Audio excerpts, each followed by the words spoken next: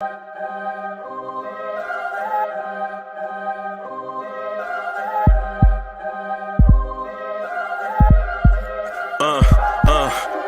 rank where the view is nothing less than phenomenal. For how I express and project from my abdominal. The only view better, both my daddy and my mama know.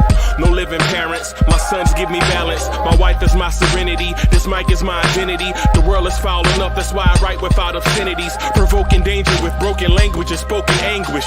Begging to get hurt, why would you ask to go through changes? Yes, Lord, life's a chessboard, master the angles. Control the tempo, be the one who holds the info. Acknowledge is just as deadly as machete swings. When spoken, the truth is as potent as that Medellin. While others swear the style is free, I just let it ring. Our time is undervalued, soldiers make us better kings. My fans on my shoulder, reaching after better things. Today I take the shot, for them I'd rather set the screen. My mama told me follow my dreams. My daddy told me get it by any means. Stand tall, make him bow to a king. But I've evolved, you can see the resolve. Look in my eyes when you speaking to God. Life and for those who we caught up in using what I was taught with the muse. I guess they call it proving I'm more than an artist. Penciling out my darkest while stenciling out a harvest. And storing what gets me from A to B, just like garages. Instrumental with collages. Envision what I've been drawing. Broadway to give you rhythm like the great Lena Horne. So bent on, found comfort in the storm. Find peace and on when you see them others perform. Organized chaos, I'll cast it like hey ya.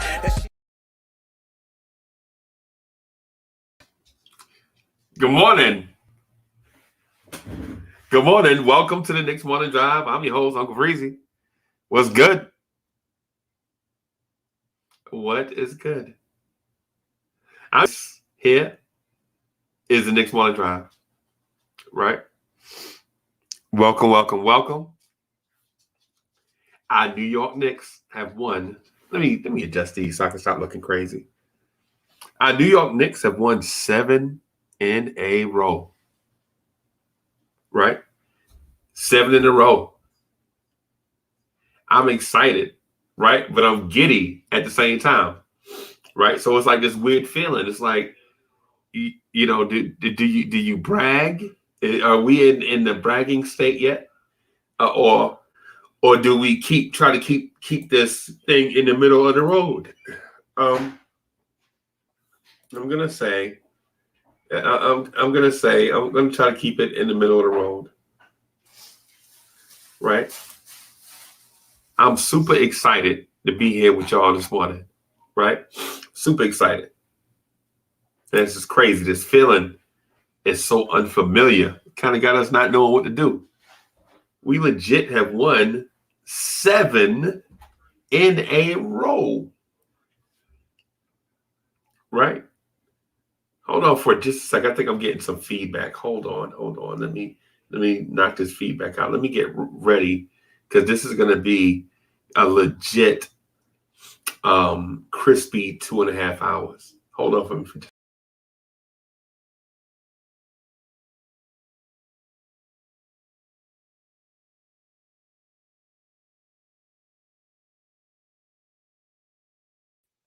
I'm back.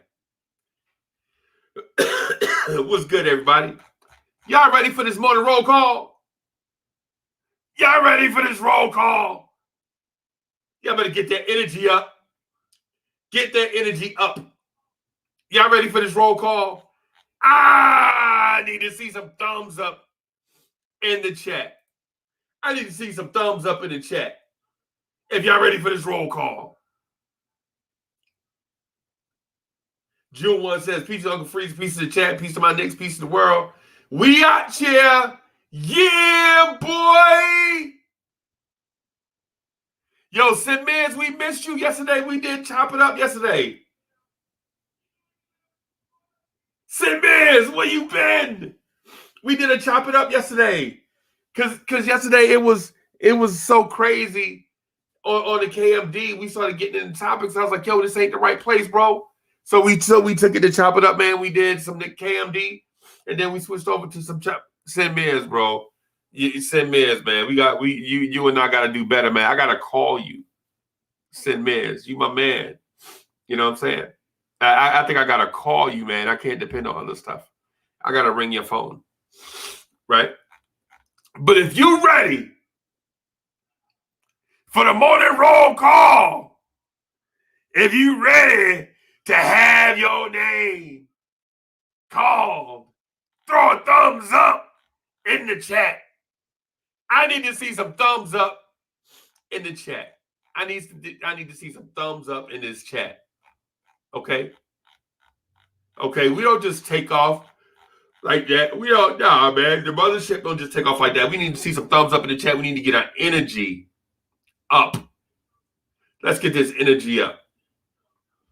Right. I'm about to do the roll call, and I'm not calling 3 or 4 names either. I'm shouting out everybody I see. So if you ready for the Knicks Morning Drive morning roll call, you better throw some thumbs up in the chat and get this thing popping.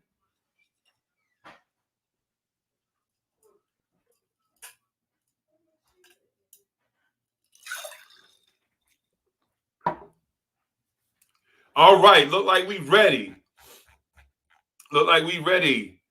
Drip More is in the building. Black University was good. Staffer Don was good. 0.5. I see you. Paris Duggar. What is good? Michael Hansen is in the building. Andrew Collier is in the building. Andrew Collier was good. Robert Paul was good. Top of the top was good. Mama said, don't trust you was good. I see you. Our main man, the angel on our shoulders, said Miz is in the building.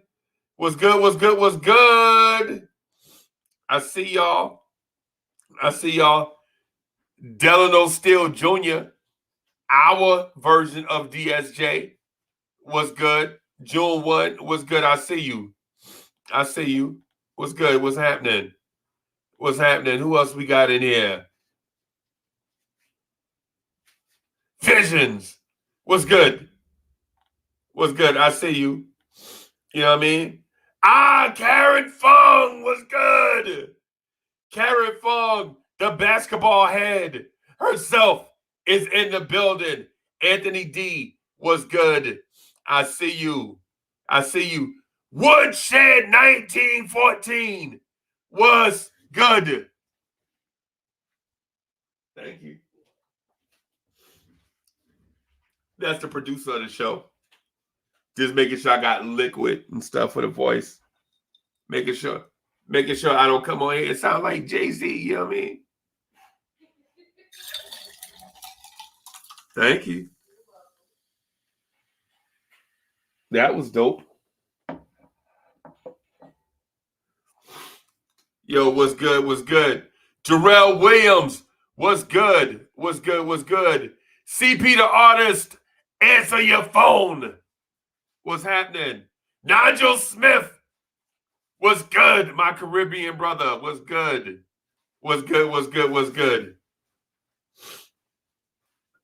Evil Raven 69, what's good? CP the artist says, I don't even know what this means. What? Okay. Wacko Knicks fanatic, what's good? Wacko, what's good?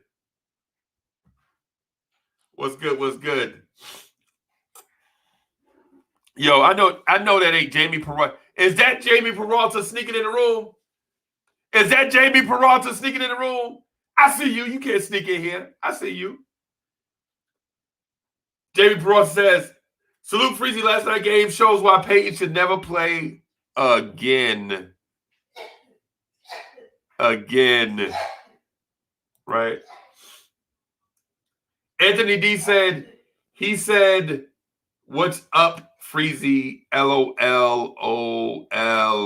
Simmer Singh is in the building. Anthony D says, what's up, Freezy? LOL. Who said what's up? It's a bunch of people that said what's up. That's what we do when we come in. Right? CP Dog says, I taught you this yesterday. What? Oh, okay. And I don't know. I don't even remember this. I taught you this yesterday. Well, you taught a bunch of people a bunch of stuff yesterday. Right? I don't even. I don't know. 0.5 is like LOL, huh? Yeah, me too. Me too. So the Knicks win 7 in a row. And I say that as if I'm used to it. Right? We have the Atlanta Hawks tonight in Atlanta. Oh, look who tried to sneak in the building.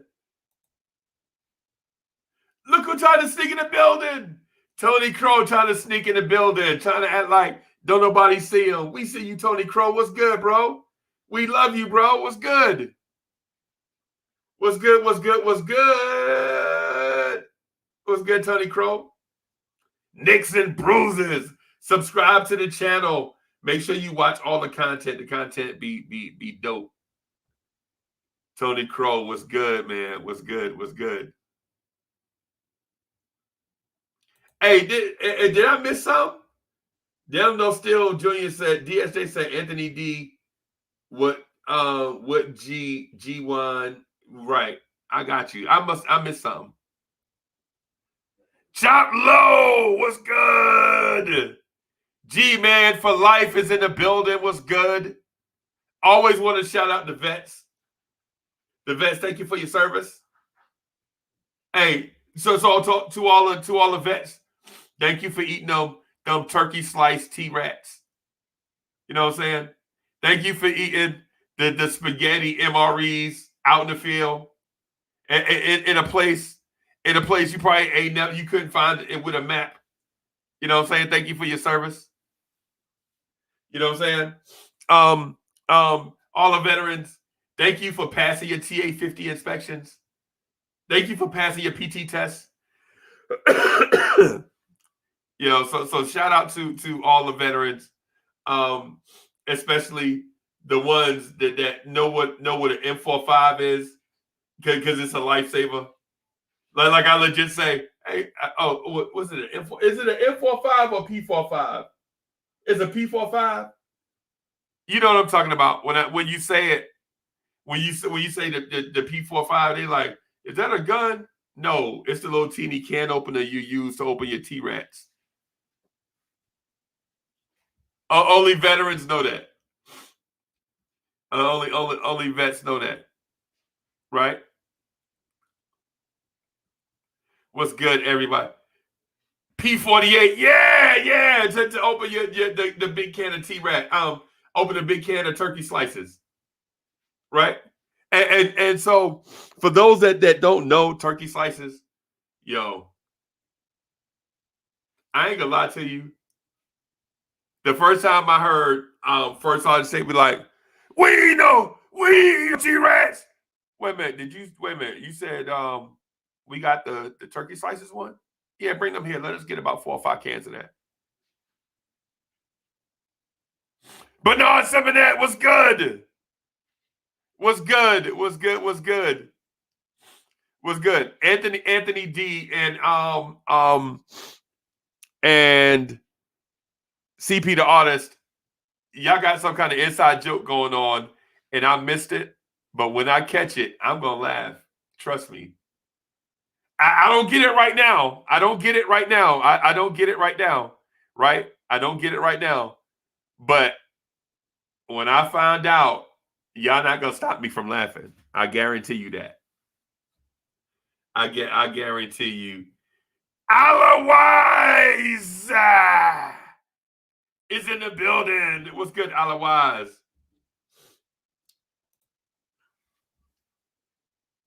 Jacob Fishbaum was good. Was good. 7 in a row. Get those likes up. Smash that like button when you come in the door. Y'all need to be smashing that like button for your mans. Because we legit do this for you, yo. We do this for you.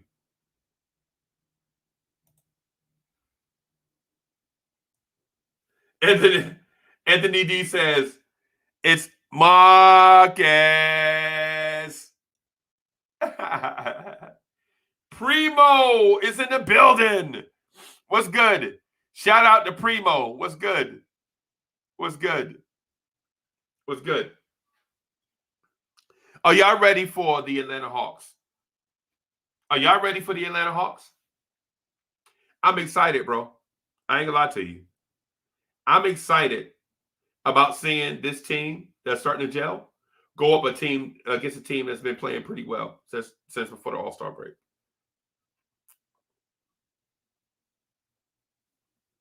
Right? I ain't gonna lie to you. Oh boy. Look who in the building. Partying on the mothership.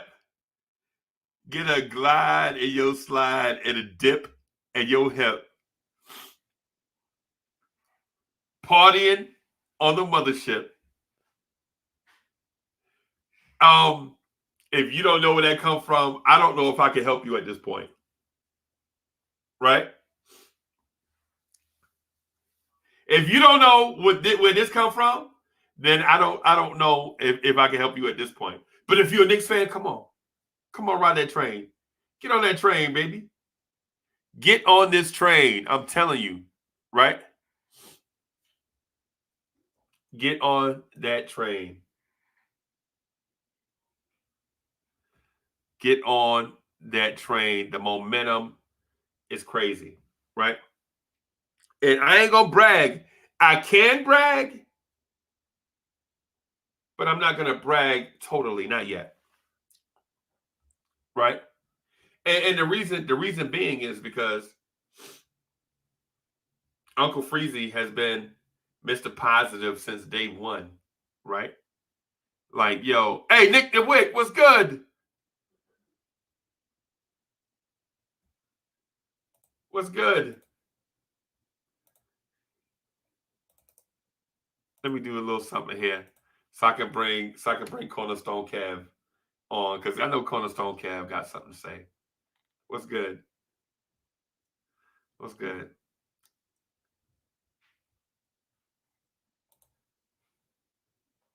So CP the artist says, I'm gonna miss this game because for some super reason it's blacked out in my NBA pass. You know what? Because your team has, or your city has, poor attendance. Swing down, sweet chariot, stop and let me ride. Swing down, sweet chariot, stop and let me ride. Man, that's what's classic, that, bro? 7 in a row. 7 in a row. I'm calling out all these pessimists out here before the season and during the season. I'm calling out CP. I'm calling out the main. No, I'm gonna say this last one. This next one for last. I'm calling out Isaiah. I'm calling out Legion Knicks podcast. I'm calling out all this, and to top it all off, the icing on the cake, I'm calling out the Chuckster. I haven't seen him in a minute. Hey, and so the dope thing about Chuck, I called Chuck, he didn't answer. He didn't return my call, right? And then I saw him last night or the night before, one of those nights. He started his own channel, so he was on. Yeah. So shout out to Chuck. Yo, Jay Giant, what's good? Oh, and you know who else is missing in action? That we need to put out an APB, call out the FBI, call out Law and Order SVU. You know who else we gotta look for? Who? I'll give you a hint. Hint. This person? No, not this person. I'm glad he's on. He's the only one that'll accept his I don't know what you want to call it, but he'll accept his agony. Salute, Jay Giant. What's good? You know who else we got to look for? I'll give you the hint. He was the ghetto intellect. Oh no. Okay. Ghetto cool. Okay, yeah, that's my guy. The hint is he was the biggest Kristaps Porzingis fan?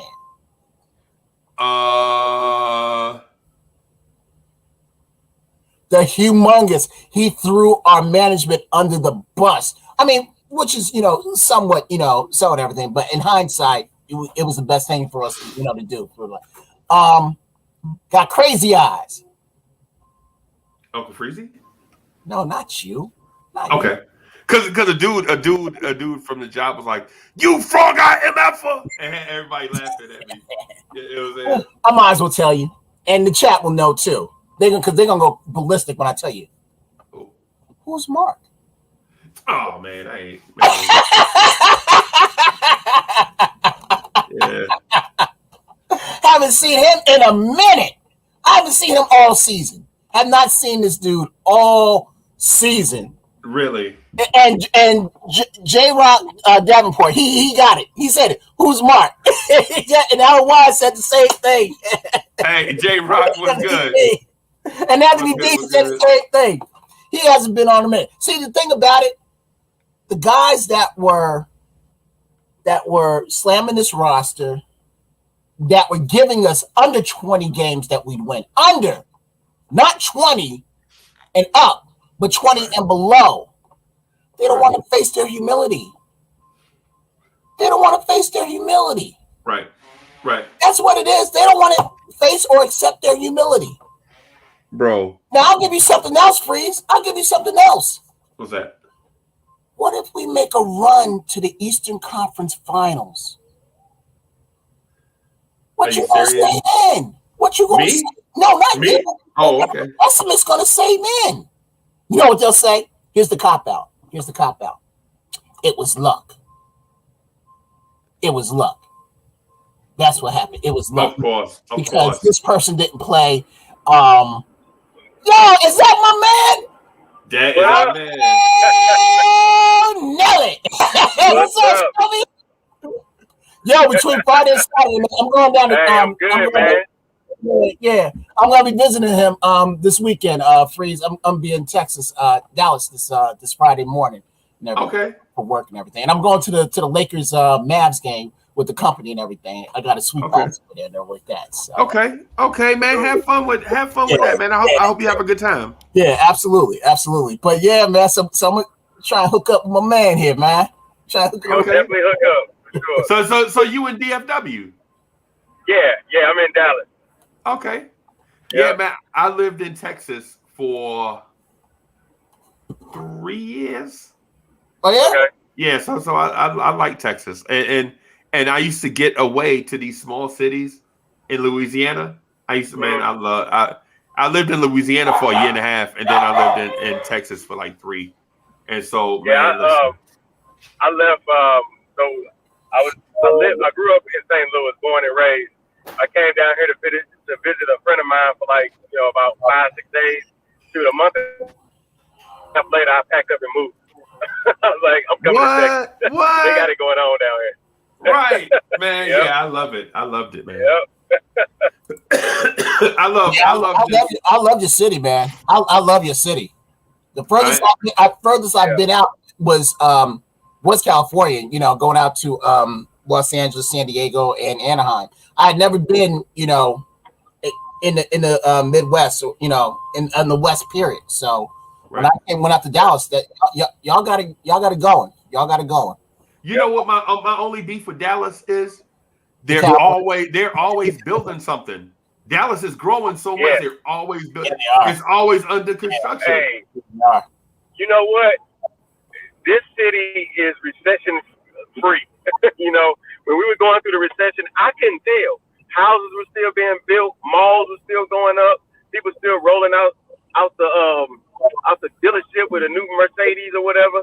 I was like, this city's different. Everybody else was going through something, but cities like Dallas and he froze. Oh, look like he froze. Always growing. Hey, Shelby, can you repeat yourself? You froze a little bit. Oh, I was just saying, with Dallas, something's always happening. It's just recession free. They always, growing something. They got, malls going up, houses being built, always something, highways being made longer and wider. The only bad thing is all the toll roads. Right. That don't fly. Well, you got to pay for it. You got to pay for it somehow. You got to pay for it. Hey, so I ain't gonna lie. I ain't gonna lie to you, bro. The thing I like about Texas is if you don't like one thing about the state, just go to another city, and you'll find something else. Yep. Like if you like parties and stuff, if you like parties, you'll love Houston, right? But if you don't like big parties and you just want to go and hang out and just be around some beautiful stuff, go to San Antonio. Yep. You know what I'm saying? But and Austin's the same way. Austin's the same way. Man, Austin is the same. Austin's beautiful. That's like it's Dallas, Austin, San Antonio for me. Those are my three favorites so far. Okay. Yeah, man. Have you ever seen a game when the Knicks played the Mavericks? Oh yeah, I typically go every year. I didn't go last year and I didn't go this year, but every year that they come in town, I'm there in my orange and blue every year. Cool. Hold on. Orange and blue. Yep. Repping, man. Repping. Hey, so I wanted to tell you, I didn't get a chance to tell you yesterday, but man, I really enjoyed the conversation that we had post Knicks talk. That was dope. Yeah, man, that was amazing. And I'm sorry I had to jump off. I had a Zoom interview, and it was just about to go, and I didn't want to interrupt the flow, so I just had to bounce off for a second. But yeah, man, that was right on time. That was perfect timing.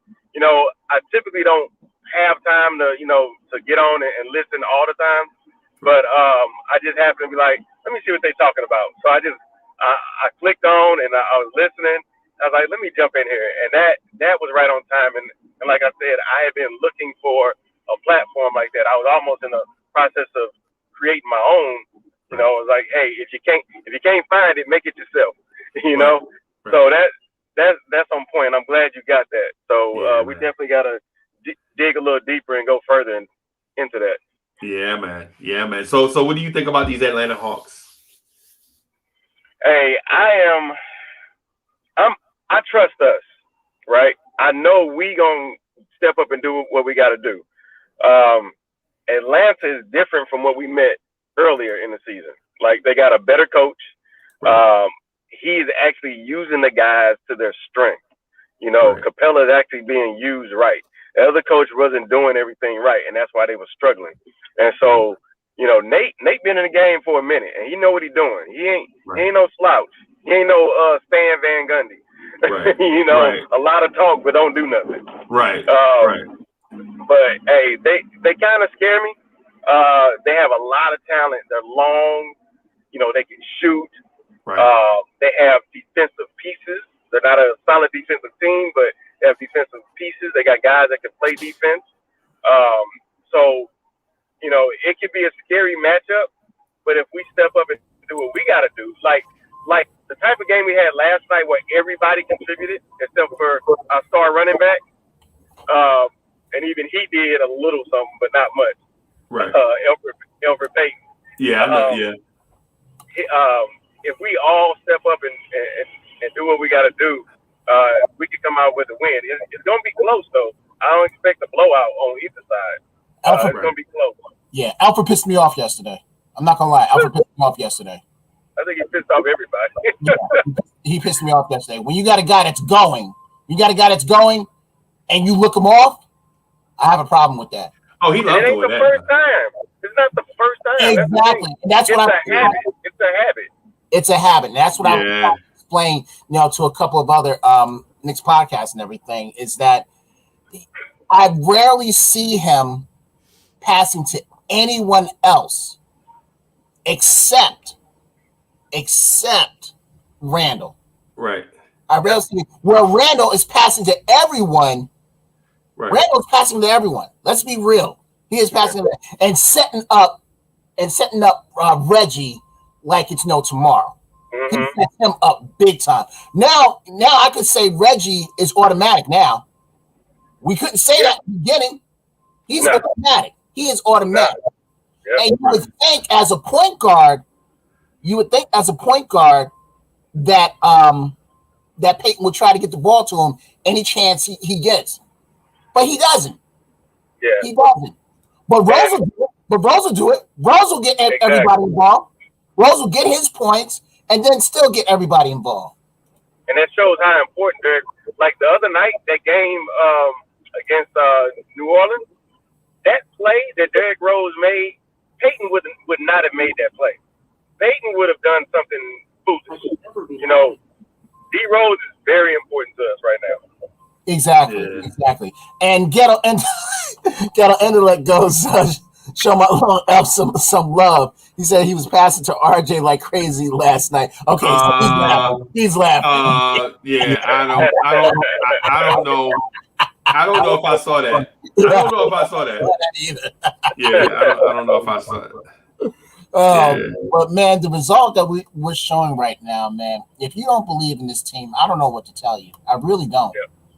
I really don't, man. No matter when the ride ends, you're gonna love this year. You're gonna love this year. Right. You really are. You really are. So the thing I liked last night was, is somebody, I'm getting feedback from somebody. Is that me? Is that me with feedback? Hold on. Let me see. How's this? Is this better? You were fine before. Yeah. Okay. Yeah, so the thing I liked about last night is that when that team kept trying to go on a run, what we did was played defense smarter. Right? Yeah. Like sometimes, you play defense harder, then you start seeing these ticky-tack fouls and teams start going to the free throw line, and then they stop the clock, and then they start going, going to the line, getting free throws, and all of that stuff. Last night, I think we denied certain actions more, and it forced them to take bad shots. No, you know what happened? Tibbs got in that ass at halftime. Bam. He got in that ass back big time. Right. Definitely. He said, and you heard the assistant coach for us, because he talks. You know how Rebecca Harlow talks with the assistant coaches. Afterward. Right. The guy, I forget his name, but he said point blank.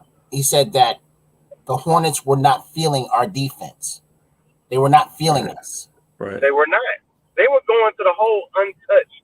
It was so frustrating watching that first half. I'm like, what are y'all doing? Like they were feeling themselves hitting all these threes, and like that wasn't a type of Knicks game I was used to, where it was like threes are just flying, everybody's running up and down the court. And who was this Washington guy? Who was this Washington dude? I was like, hey, man, that was just, he don't shoot like that for real. He ain't about that life. He ain't like that for real. He was just hot that night. That was it. Right. Hey, Caliente Kid, what's good? Caliente Kid says, good morning, my brother. Another great win. Knicks are a problem. Let's go, Knicks. Salute to you and the group. So now Charles B is back now after there was an APB on it. And your boy, Charles B. Charles B. I don't even. Yeah, I don't even think I know who that is. Knicks fool goal. Again, he'll never admit when he's wrong. He'll never admit humility. He never will. He never will. He'll never admit when he's wrong. Never admit. Never. Oh, and by the way, show me. You know who's on in the chat right now? Our favorite person, G-Man for life. Yeah. Did you see what he did last night? G-Man for life must be on a minutes restriction. Because sometimes he jump on, sometimes he don't. Yeah. You know what I'm saying? I like G-Man for life. No. You know what it is? He hasn't got. I hope he comes on, but he ain't get that Geritol yet. That's what it is. He ain't get that Geritol. Oh man. It takes him a minute to kind of get out the bed and pop his all his clothes, and he's a little old. We gotta be gentle with him. He gonna kill us. He gonna kill us. Yeah, G-Man for life must be G-Man for life must be on that prepaid internet where he gotta kind of watch how much time he spends on the joint. I'm just joking with you, G-Man. Yeah, I'm right. Felipe 210 was good. Was good. Yo, y'all gonna keep talking trash about G-Man for life, and he just gonna pop up in the stream. Watch. Right. Yeah, he'll be like, G-Man for life need Geritol. G-Man for life, and then there we go. There he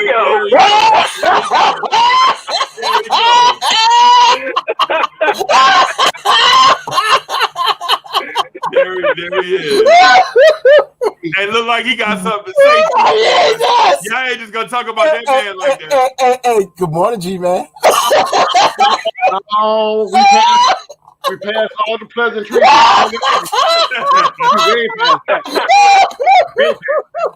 Wait. I'm sitting here and I'm a Zoom meeting, right? Because I'm at work right now. I'm sitting here at a Zoom meeting, and I just got my name all in their mouth for some reason. I don't understand. What's going on right now? But it's okay. Hey, man, Kev, he's supposed to be at work right now. Kev. Look, Kev don't know nothing about work. It was work for him just to See, What's up, G-Man? How you feeling, man? It's all good, baby. It's all good. I'm excited about that. Yo, stuff. man, I got to give you a props, man. In all seriousness, man, I saw that super chat that you gave Rob. That was love. That was hot, man. Love. That was hot. Yeah, it's all about supporting the family. Yeah, absolutely. Can you support me? Support me, man. I just want $1. That's all. I can't write you off my tax. No.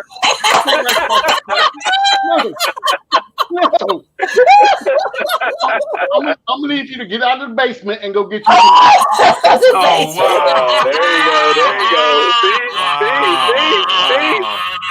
you go. See, Breezy, that's why we go at him so much. See? Yes.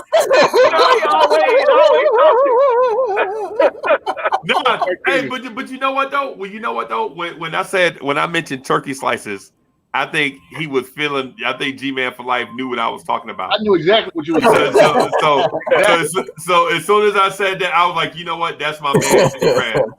Because it's something about people going through the same thing that you went through. Yep. Right. But in different places. Yep. That make you form that connection. You know what I'm saying? That's a fact. We may have not been in the same place at the same time, but I guarantee you, my boot prints went over your boot prints wherever you've been. Bam, or vice versa. Bam. Right. Hey, I just gotta. So Charles B goes. Frank averaged 3 and 1. Am I wrong? It wasn't even. This isn't even about Frank. This is talking about the whole overall team. You said that we would lose below 20 games.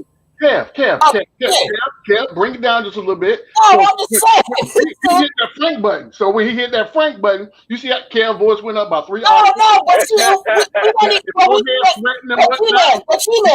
even talking about Frank. We were talking about the game in general. Hey, so Kev went from Maurice White to Philip Bailey. To Philip Bailey. Right. Hey man, I gotta jump up. I gotta get back to work. Okay, all right, man. Talk to you, bro. All right, man. All right, Talk to you. Yeah. So the thing about Frank, Kev, is this. We weren't even talking about Frank. I'm not talking about Kevin Knox, the way he missed those defensive lapses last night, man. I know, but I got something. I got something for both of them, right? So the thing is with Frank Ntilikina and Kevin Knox is Tibbs is wiping the slate clean with them from all the poor coaching and all the bad things that have happened to them over the last 2 to 3 years, right? Yeah. Right. This is a restart for them. He's wiping the slate clean and reprogramming them in his image. His image, yeah. Right. So this season here, though they have not played a lot, is like their red shirt year, right? Yeah. So he's cleaning the slate, and then Yeah, next there's nothing year, wrong with that. next year he's gonna roll them out, and they are gonna be the players that are similar to what we thought we were getting initially. The only reason why it takes so long is you have to undo all the negative stuff that they learned, right? All the bad habits, right? All the poor, all the bad decisions, bad habits, all these things. He's getting them in the gym. He's getting them in the film room. Yeah. He's increasing their skill. You know what I'm saying? Like for instance, I'll give you an example. Last year, Frank Ntilikina was a touchy defender.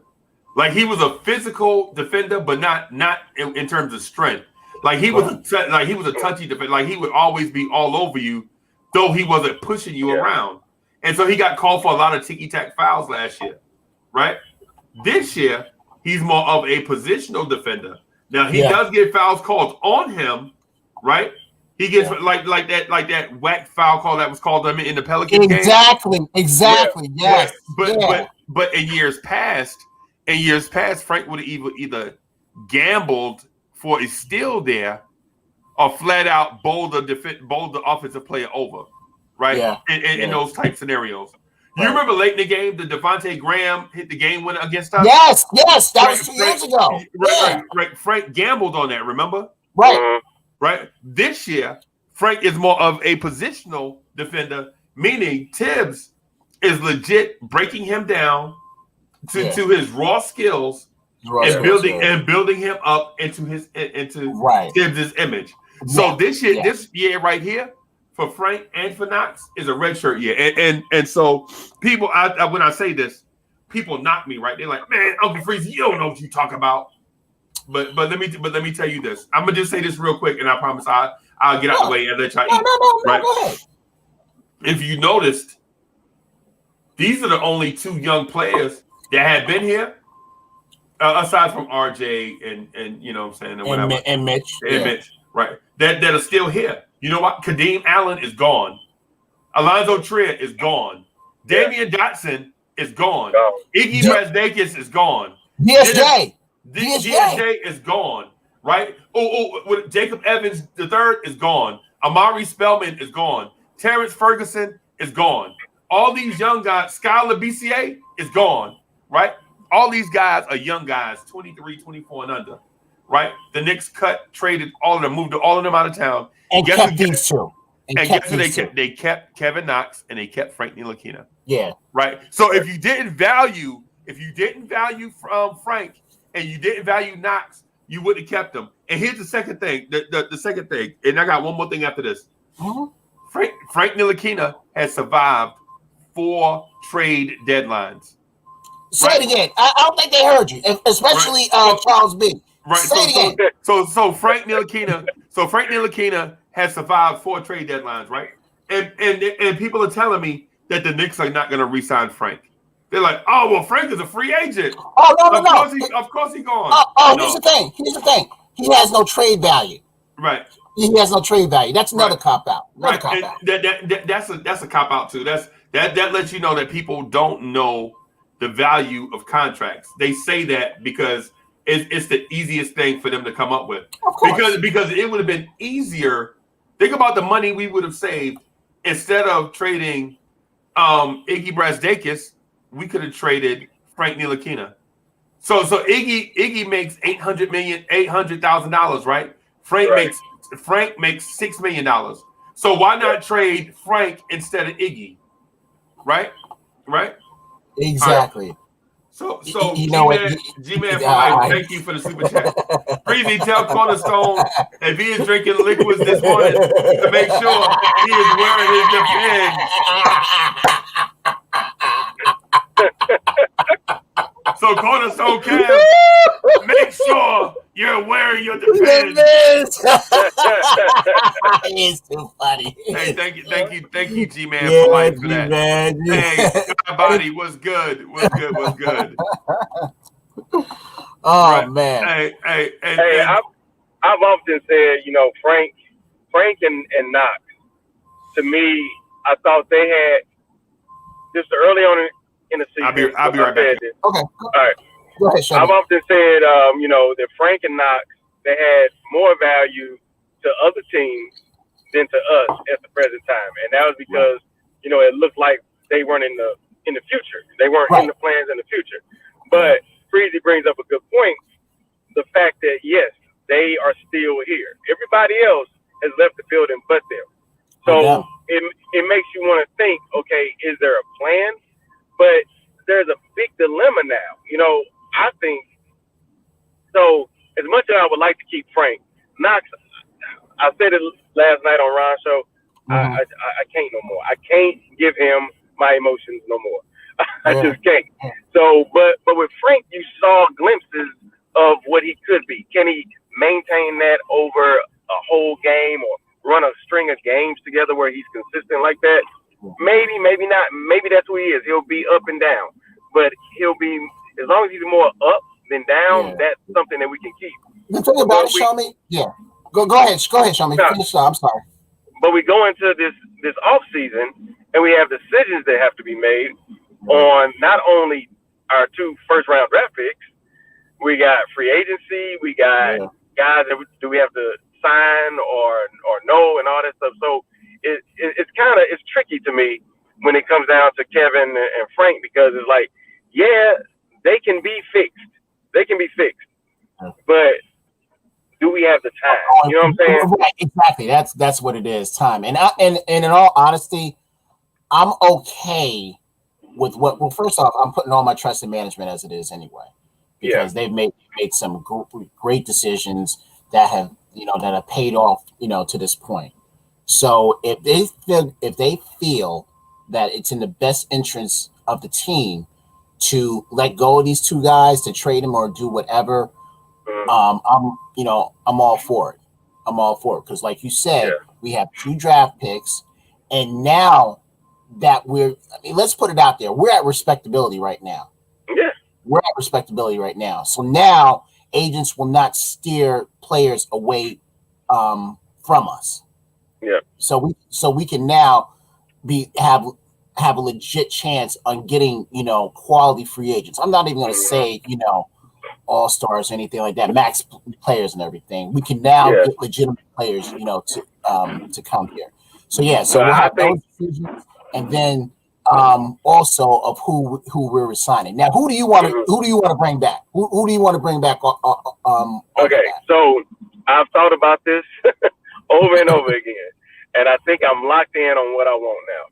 So the starting 5 minus the running back can all come back, and this is Mitch in the starting 5. All right. So all those guys, Bullock, Randall, RJ, and Mitch, they can come back.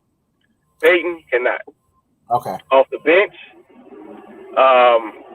Nerlens is #1 priority. Yes. Taj, yes, indeed. Taj has to come back. Yes. Quickly definitely is coming back. He's already. Well, they all come back. I'll name them to you. Yeah, I'll name it to you. The guys that so you got New Orleans, you got Taj, you got Rose, you got Bullock, you got you got Burks. I forgot about Burks. Yeah. You got Burks, and unfortunately you have Peyton. So out of all the ones I've named, the only one that you don't want back is Peyton. I don't want Peyton back. I would like to keep Burks, but I don't think he will be affordable. I have a feeling. No, we got the right to extend him. We can extend him for 3 years, $25 million. Why not do it? Really? I thought he was a 1-year deal. I thought it was a 1-year deal. Yeah. He's not a 1-year deal? Yeah, and we can extend him to 3 years. I heard Macri and them in Knicks Film School talk about Burks, and they said they can extend him based on some kind of weird CBA rule they were mentioning. And I ain't gonna lie to you, I don't know exactly what it is. Maybe it's right, maybe it's not. But they were saying 3 and 25. But listen, the thing you said about Knox is crazy, bro. Show me. Come on, man. What are you talking about? Why are you trying to throw Knox away, man? What's happening? Look, I like Knox. I heard what you said, but I'm just saying. I like Knox. He just drives me crazy. He doesn't. It's like you have to light a fire under him. Like when he was a rookie, I was like, okay, he's a cat that we can use. He's athletic. He's long. He can get the rebound and then run the break. he can shoot that. I love his shot. It's just the prettiest thing.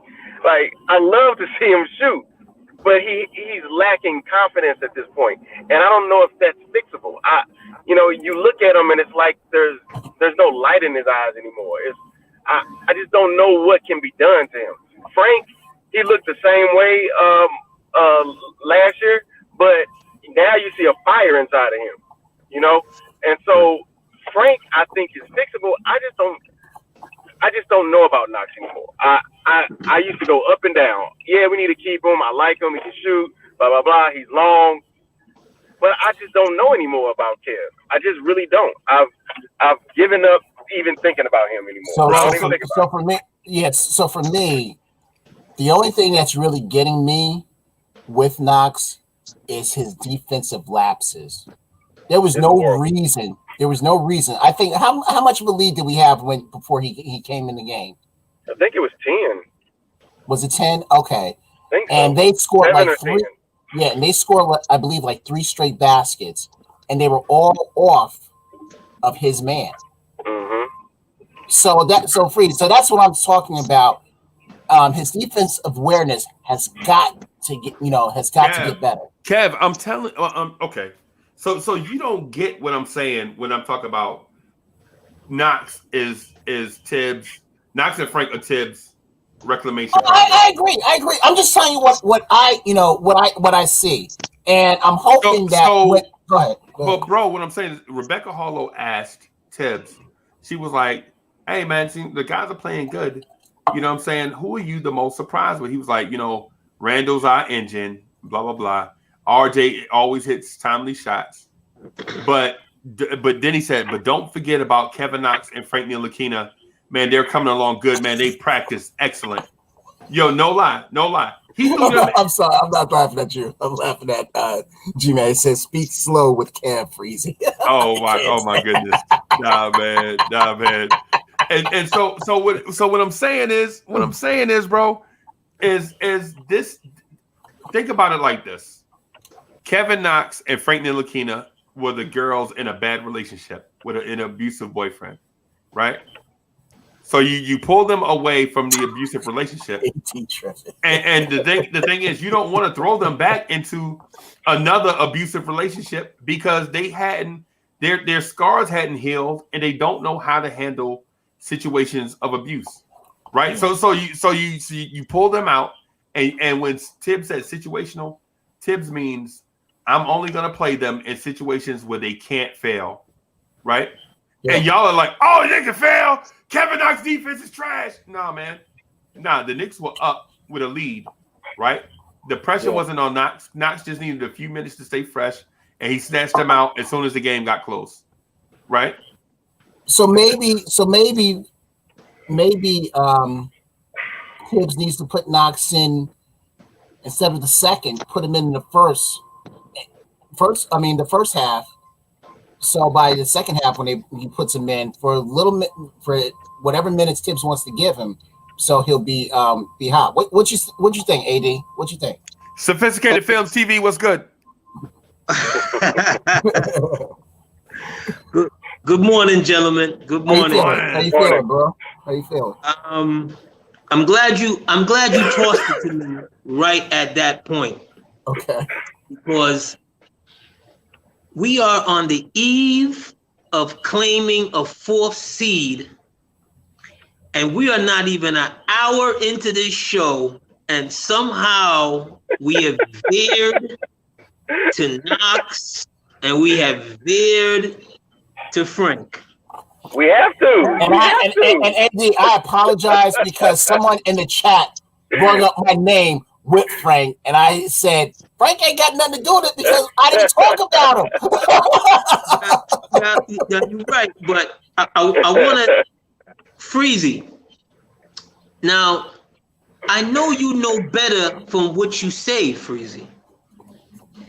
This is coach speak. He has to say those things about those guys because why? They're under his umbrella. You see what I'm saying? Knox and Frank, if the playoffs started today, okay, today, the Tibbs that I know, they might as well find the nearest real estate broker and put their homes up for sale, because they wouldn't see the light of day in the playoffs. Maybe not Knox, but I think Frank would a little bit. In a situation. But Kev, it don't matter though, bro. We not this year ain't the year for them. No, it's not. You're absolutely right. You believe that those two gentlemen stand a chance in being on this roster next year? Well, they haven't been, unless management finds something for find something for them. Yeah, they survived like four. Go ahead. AD, do you know how easy it would have been for them to put Kevin Knox in the deal to Philadelphia instead of Iggy Brasdeikis? Do you know how easy that would have been in order for them to save $5 million and a roster spot? That would have been the easiest thing in the world to do if they didn't want that. Well, I don't know if I agree with that, because I don't know if Philly necessarily going to want to eat up their cap space by taking on a gentleman who may not help them. You see what I'm saying? Here's my thing. A floor spacer for a playoff team? Yeah. Yeah. I mean, you have to admit, Knox would have looked better with Philly than Bragdakis, who's not even in the league now. He's not even in the league, is he? No. He will look better. What's up, G.I.? Yo, Freezy got me going this morning, man. I was trying to get some work done, but he has a narrative going that's just not true. But let me wait my turn. No, man, it's absolutely true, man. I'm trying to pull too hard, brother. I'm trying to pull y'all off the battlefield, bro. Y'all out of ammo. You know what I'm saying? Y'all pinned down, and I'm trying to pull y'all off the battlefield. Come home where it's safe. This is all Chuck's fault. This is all Chuck's fault. So in a perfect world, I see where you're going. I believe in a perfect world, Frank would be our Reggie Bullock and Knox would be our Burks. In the perfect world. If we didn't have the Fizdale fiasco and all that stuff going on, they would be much better, I think, skilled-wise, if they had really good coaching, and they would be in those spots right now.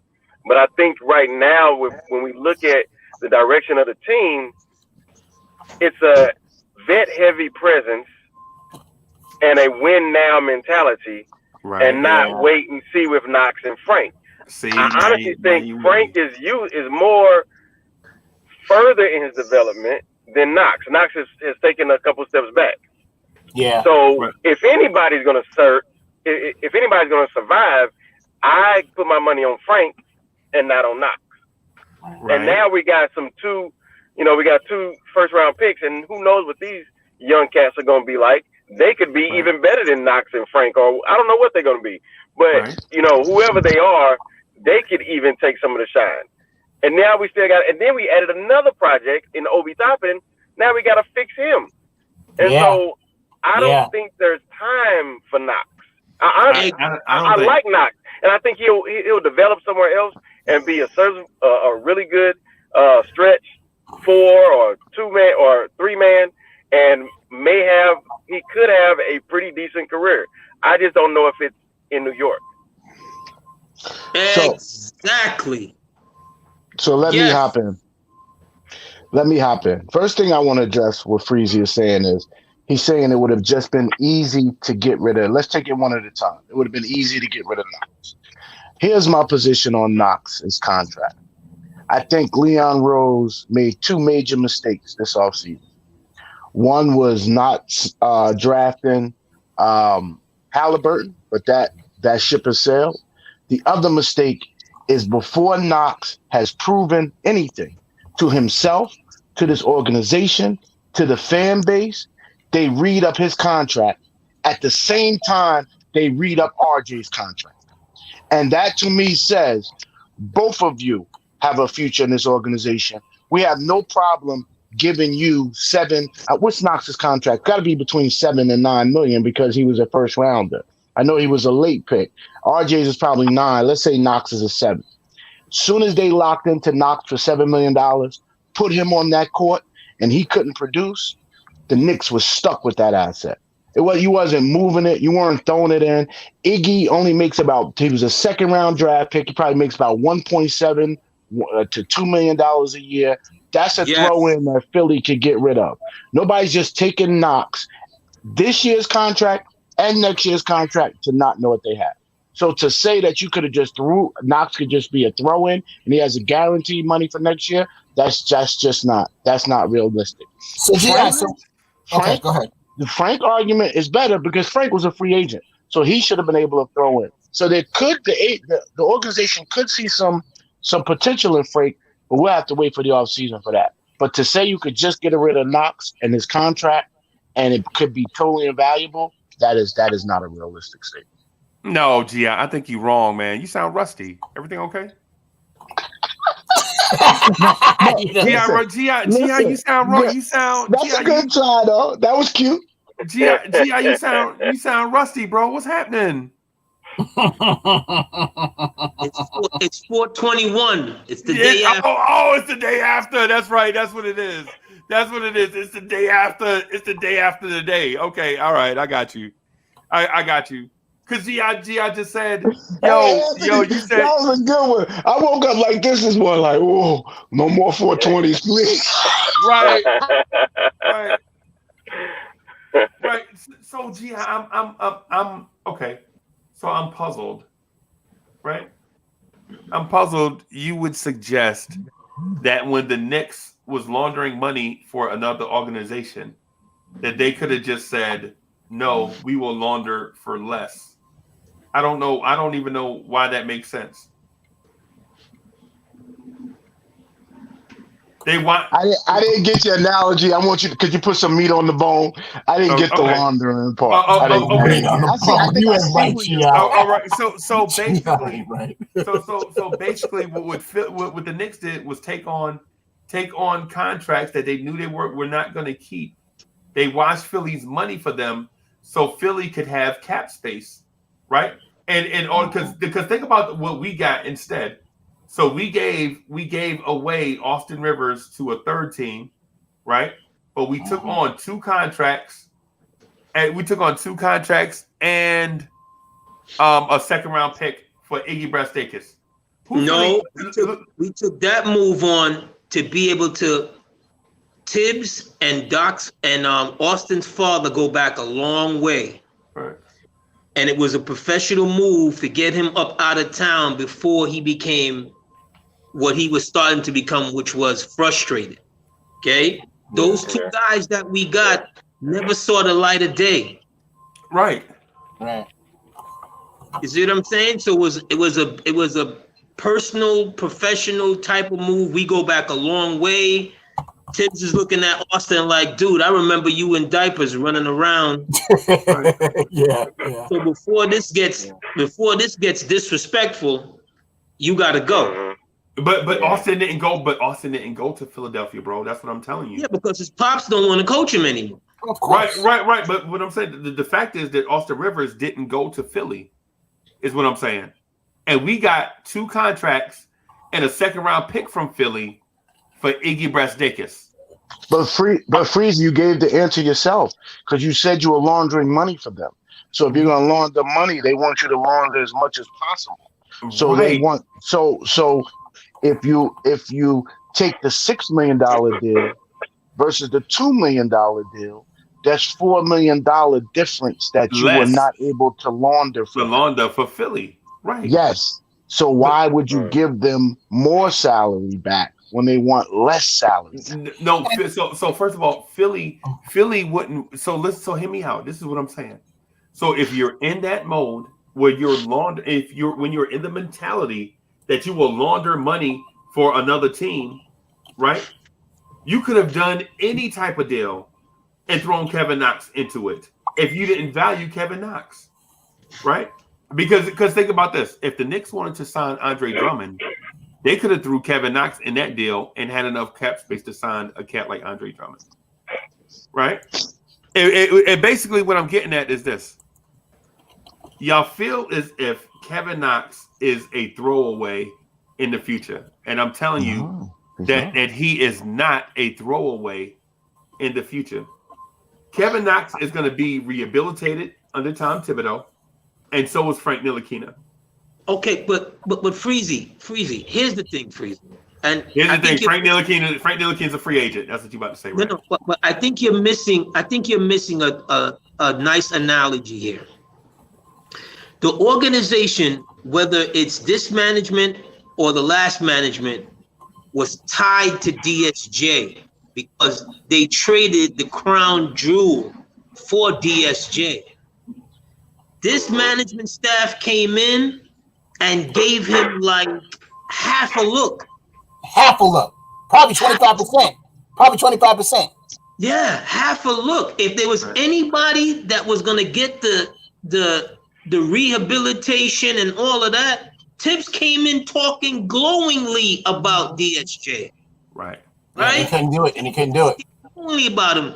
And the moment they had a chance to where Detroit realized that they were either Detroit so low or whatever backdoor deals they have, they made that Derrick Rose move. They moved it out. They moved him out immediately and moved on from him. If you can move on from DSJ, who every time you mention his name it's gonna correlate to KP, you can move on from Knox and Frank. Let's just be honest. So first of all, I can't let Freezy off the hook with his analogy of the money laundering. I guess it's the accountant in me. The concept is because what you said was, isn't your position, and maybe I'm misunderstanding your position. Let me step back. Isn't your position that our goal was basically to help Philly lower their salary cap? And if that's in exchange for a draft pick, right? And in order to do that, how can we send $4 million more to them and make it make sense? Knox's salary is $4 million plus more than Iggy's. So if I'm Philly, why am I taking on that and then saying I'm getting the deal? That's the part. Because it's not the partner, it's not the trade partner, it's the money laundering mindset. Is what I'm saying. But taking the money aside, G.I., let me ask you this. You don't think that underneath the system that Doc Rivers is running, that Knox could have been an asset? I'm not. No. I think Knox is useless for every team in the NBA. I'm not getting that. I don't want to bash Knox. Okay. It's not about his skill sets. It's about Knox, the human being. Okay. Knox, the human being, and that's deeper. I don't know him personally. I can't sit down with him, but I'm pretty comfortable that if I walked away, I'd be like, "Damn, man, he's missing that thing," and you can't just give that away. Right, you can't give that away. Right. Did you have that feeling before we drafted him? I didn't know that much about him when I drafted him. Okay. I didn't care much of the three. I knew we couldn't draft was Michael Porter Jr., and I knew that would be the discussion for years and years and years on it. Yeah. Even when I saw the kid last night, hitting some threes and dunking and looking a little more mature than what he looked like as a freshman. The kid that went to Charlotte that we could have got. I know you're talking about. Yeah. It just wasn't a great draft position for us that year. Right. So just to put a bow on the thing with Knox and Frank, the thing that my point was, the organization values Kevin Knox and Frank Ntilikina more so than the fans value Kevin Knox and Frank Ntilikina. Because if they didn't want Knox and Frank Ntilikina to be here, they would already be gone. I could buy that. That's what I had been saying the whole time. Tibbs, you try to use some fancy analogies that flop, but I hear you. Well, I hang around with fancy people. So sometimes you got to address the audience that's with you. So, and especially for Frank, he has survived What? Four trade deadlines. Four trade deadlines. Yep. He survived how many coaches and how many management regimes? Hey, Kev, can you read the super chat while you going? I'm not going to do this, man. No, I'm just kidding. So this is an end of the season conversation. Let's get into this Atlanta game tonight. 8 in a row. Let's go. And that's from my big brother G-Man for life. Yeah, I feel for you. $15 super chat. But let me say this, Kev, before you give your rebuttal. Let me say this. Cash App is greater than super chat. Holla at your boy. Okay. All right, cool. Dag, what was I going to say? I feel bad that he's your brother. I really do, because he has a Geritol problem. He needs to take it like every so often. Every 20 minutes. Every 20 minutes. No, but hold on. You saw how G-Men for Life jumped on camera? Yeah. You would have thought his old platoon sergeant was somewhere near. He jumped on camera. He sat down fast. You ain't got nothing to prove here, G-Man. You my man, baby. You ain't got nothing to prove here. The war is over, fam. Hey, if anybody wants Sanford, son, he looks like Skillet. That was one of Fred Sanford's. Man.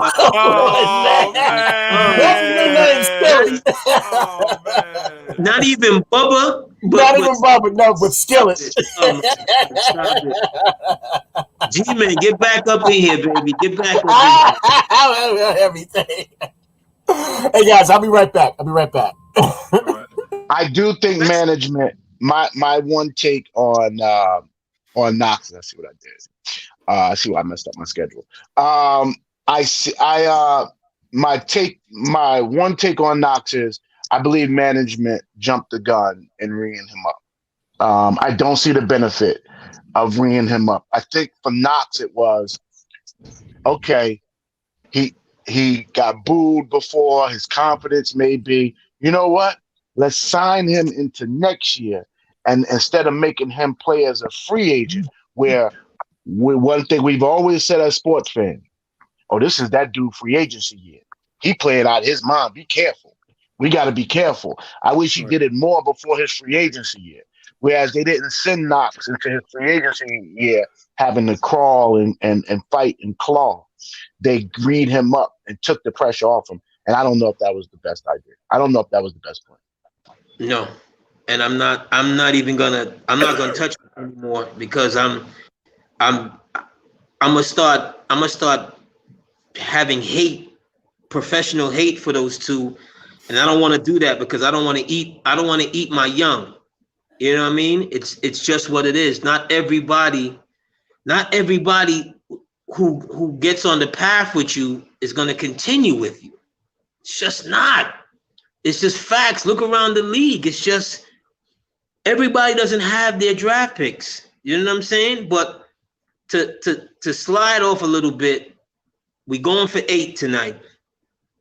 Atlanta has been on some, ever since they fired the coach and brought in McMillan, they've been on some of serious tear here tonight. Right.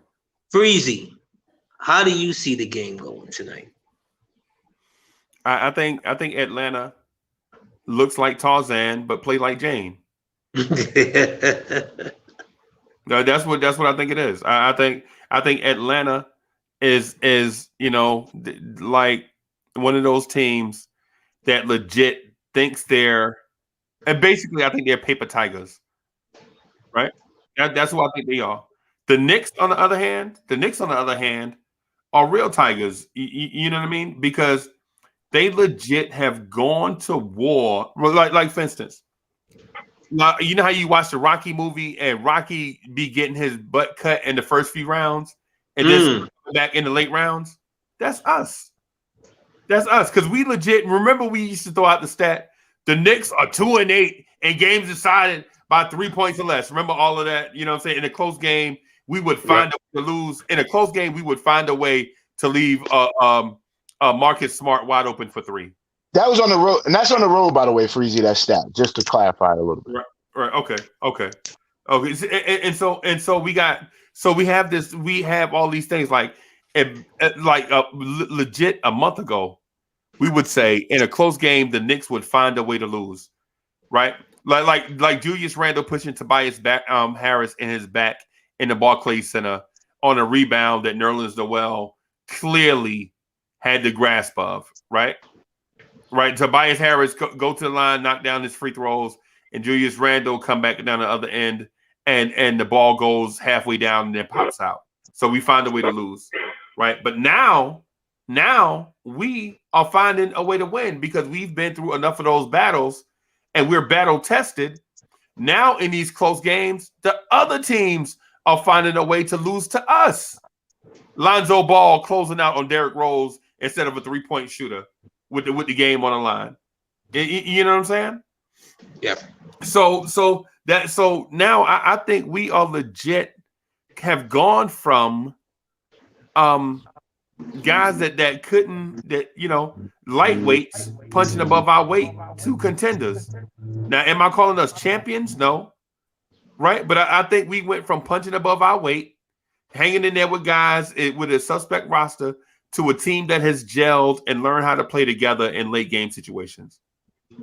And I think that's going to benefit us against the Paper Tigers, like the Miami Heats of the world, like the Atlanta Hawks of the world, like the, dare I say, Philadelphia 76ers of the world.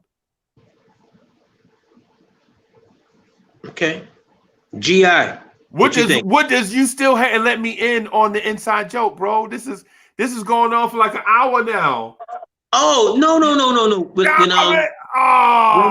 come on, man. No, I'm gonna let you in. But it's not a joke. But when he says, as far as in patois, when he says "wampum," he's basically saying "What's up?" That's it. But he wrote it. He wrote it in his version of what he thought it would look like in patois. What in the world is patois? Patois is broken English. You from Jersey City and you don't know what patois is? Patois would be broken English, kind of like how people who speak Spanish. So my West Indians speak. Yo, that's what the Haitians speak. That's what I thought patois was. Yo, like ghetto intellect. What's good, yo? No. Yeah, yo, AD, what's good, yo? That's Ebonics. Oh man, that's what I thought patois was. Like no matter where you're from, you just throw yo at the end. No. It's for those that come to this country from a certain region and they think they're sounding more American, so they'll throw yo at the end of it. Right, that's what I'm saying.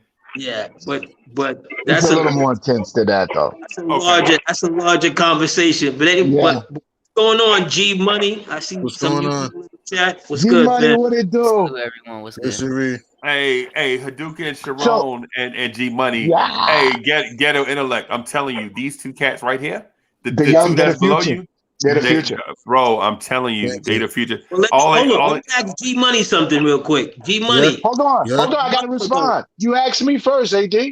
Hold on. I'm asking a quick question. Go ahead. Ago, you was on with me and Freezy, and you was hella worried about the schedule. I know, but I don't want to go back into that. I already gave you my reaction. I don't want to go back into that. G-Money was mad. Can we please move on? Can we please move on? Can we please move on? I don't want to go back into that. Okay, so all right. Let's just talk about this thing. I don't want to go back into that. Everyone wants a piece of Yo, I was scared and now I'm not. I mean, you can say what you want, but I'm not going to respond. So let's just go into this game. Let's just go into the game against the Hawks, okay? Yeah, G-Money. Yeah, let's just go against the game against the Hawks, please. Thank you. Yeah, G-Money. That's what I'm talking about, baby. So G-Money, let me say this to you, as a big brother. Okay. You got to take the wins with the losses. It'll really speak. It's a lot of sports commentators that the reason I got into this, and because I love, man, the Michael K show. I can't tell you. My wife will tell you. I get out the car and I come in the house and turn it on TV. And in November, I had already met Freezy, and I was like, man, this is dope. So I turned on the radio, and Michael K. This guy makes millions and millions of dollars. G Money. He is the figure in New York City. He is. I mean, he's up there, right? Right. He went on and on about how the Knicks don't have the talent. This is a joke. Dolan should be ashamed of himself. Why did Tibbs take? I mean, G Money in November before the season started. This thing went on for an hour. I almost crashed my car, man. I almost crashed my car because not one time did he talk about development. Not one time did he bring up the things that Freezy and them taught me, how these young players have been through 3 or 4 coaches, and there's been no development. And there's been, and like, they just wanted to praise the Brooklyn Nets on how they're so far ahead. And he hasn't come back today, months later, he's hiding and said, man, I was so off in November. He just moves on to great new takes, and he's amazing now, and how the Knicks are this. And, you know, I'd rather be the Knicks than the Brooklyn. And he just did a complete 180. And I want you to hold on to your integrity. And when in order to do that, you say, you know what, I was wrong on that. And you spin it like I'm spinning it. Because I had the Knicks at 32 wins for the whole season. We're at 32 wins now. I would be disappointed if we fell on 32. I'm gonna embrace it. I had the Knicks not making the playoffs. How long ago, Freezy? 2 weeks? Right. So just embrace your L's with your W's, man, because you are so far greater. Just embrace your L's with your wins, because you are so far greater than us in knowledge that it is the way you retain it.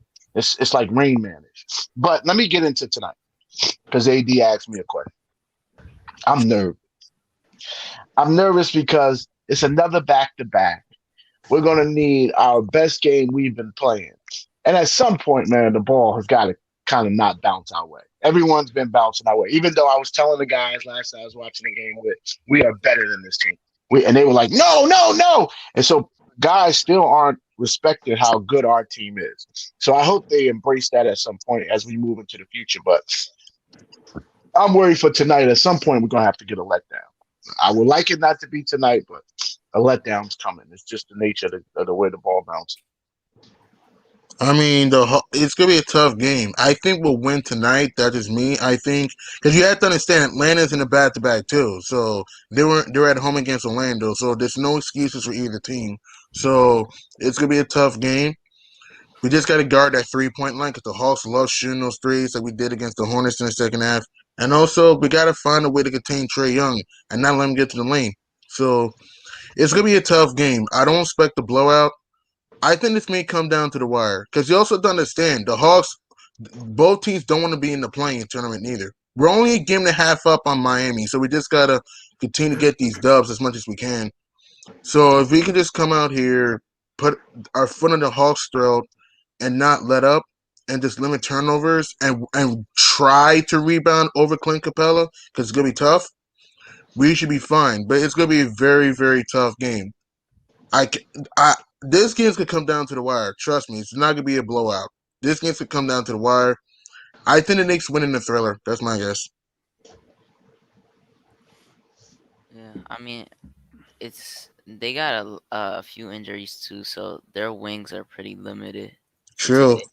No Huerter, Gallinari may be out. No Dunn and Reddish. Yeah, so there's no excuses for what us. about Hunter? Is Hunter out? Yeah. Yes. He tore hurt. A part of his meniscus earlier in the season, and they rushed him back.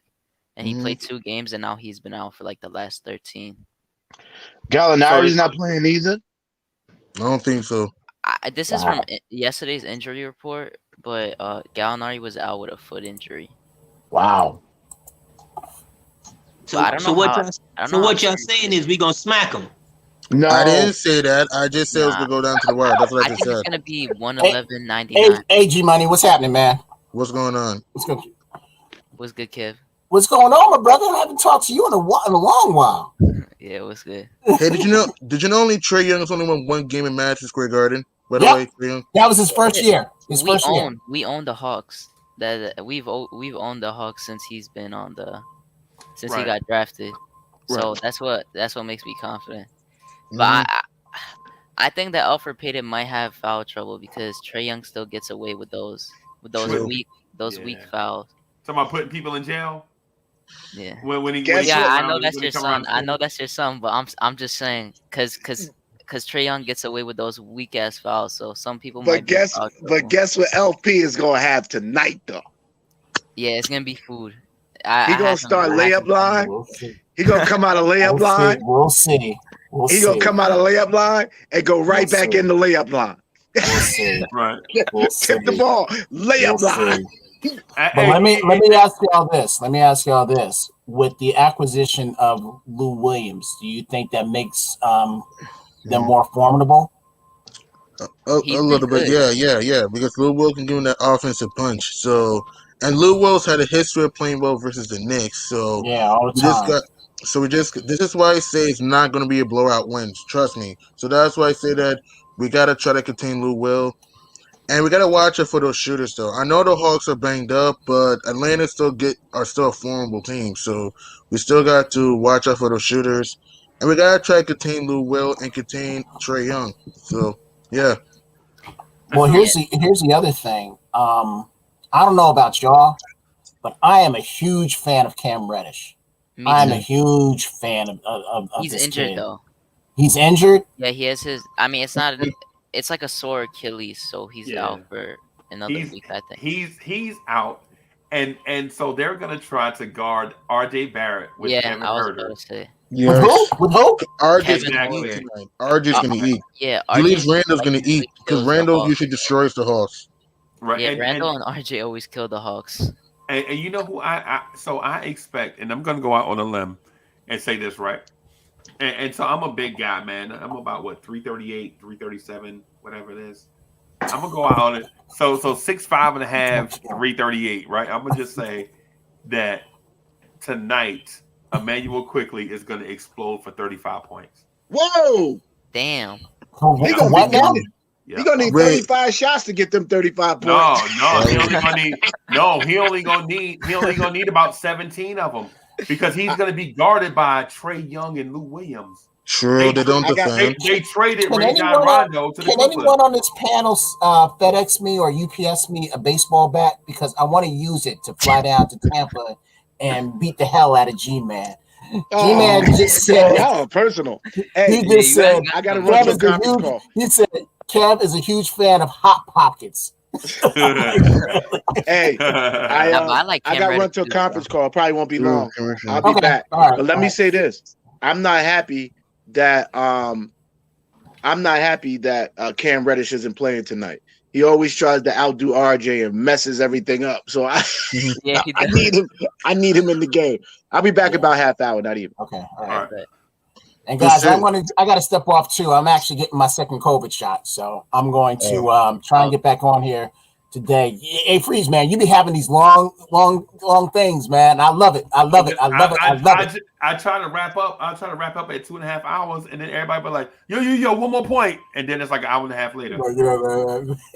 So- Well, don't worry. I'm gonna get back. If you're still on, I'm gonna get back on and everything. But I'm gonna hit the road right now.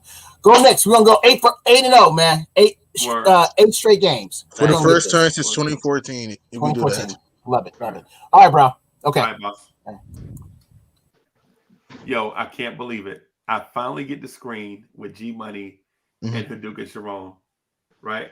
I finally get the screen. So AD, you there? Yes, I am. Okay. So I finally get the screen with the rising stars at his joint, bro. I'm excited. And there's no old man to get in the way and be like, what about me? So G Money, right? You see the schedule the rest of the way. Hadouk and Sharon and myself and others last night on the Knicks at Night podcast, 11:45 nightly, talked about the remaining schedule and what our record might be for the remaining schedule. You were there, right? Yeah, I think so. I might have been. I mean, I checked the schedule. Here's my quick prediction. I think we win tonight. So that'll be what, 33-27. Then against the Raptors, well, I think we'll win that game, 34-27. I'm starting to think we may beat the Suns at home. I'm starting to think, to me, it's more likelier we win at the Garden. I'm going to say we may beat Phoenix. I'm going to say 34-27. I just have a feeling that the Knicks are due for a good win against a high-level team that's fully healthy. Then you got the Chicago Bulls. That's 35-27. Then our road trip. We're going to destroy the Rockets. Let's be honest. The Rockets are trying to lose. I know what's going to happen in that game. We're going to blow out the Rockets, 36-27. The Memphis Grizzlies. We could very well win this. It's gonna go down either way. But I'm gonna be honest. That Is is it in Memphis or in New York? In Memphis. We lost in New York. I mean, we won in New York. I'm sorry. Okay. It's in Memphis. I think we could very well win this game, but I'm gonna be honest. I think we may drop this. I'm gonna say 36-28 right there. Then we got the Denver Nuggets. It's gonna be very tough, but I think we can win this without Jamal Murray. 37-28. In my opinion, we're gonna lose to the Suns, 37-29. Then we got the Clippers and the Lakers. Those two games, I don't know. I don't know in those two games. I really don't know. Because it's they're in LA, right? They're in LA. That's the thing though. And remember, we haven't won in Staples against the Clippers in a while. And against the Lakers, you have to understand LeBron and AD will be back by that time. So it's not gonna be easy. So those two games, I don't know. I'll just put question marks. Then we have the Spurs, the Hornets, and the Celtics. I think we can win all those three games. So I think we can get 40+ wins. Okay. Okay. The game against the Lakers, I'm not gonna lie to you. The game against the Lakers is part of the Julius Randle revenge tour, right? Mm-hmm. You know, former team, blah blah blah, storylines. Julius Randle usually eats in those games. I'm gonna say that they will knock off the Lakers, who will probably rest LeBron and be resting LeBron and AD. Yeah. If they rest them, we're gonna win. If they rest them, we're gonna win. Right. They probably just come back and they're not even gonna be like, ready to play as well. So I would think that we still have a chance. So. Right. Well, why? Because the thing is, you don't want to risk, getting hurt before the playoffs when your playoff position is already secure. So if they already some games in, so they might. Yeah. So but the game against the Clippers, I don't see Paul George staying hot like this all the way until then. Right? But I'm pretty sure Kawhi will be back, and you have to understand. Again, I'm not saying we don't have a shot against the Clippers. We do, but I'm saying is that you also have to. I mean, the good news is that the Clippers don't play well in afternoon games. That's the good news about that. They don't play well in afternoon games. But at the same time, I'm pretty sure Serge Ibaka will be back by that time, and Kawhi Leonard. So it ain't gonna be easy. Right. No, none of this is gonna be easy.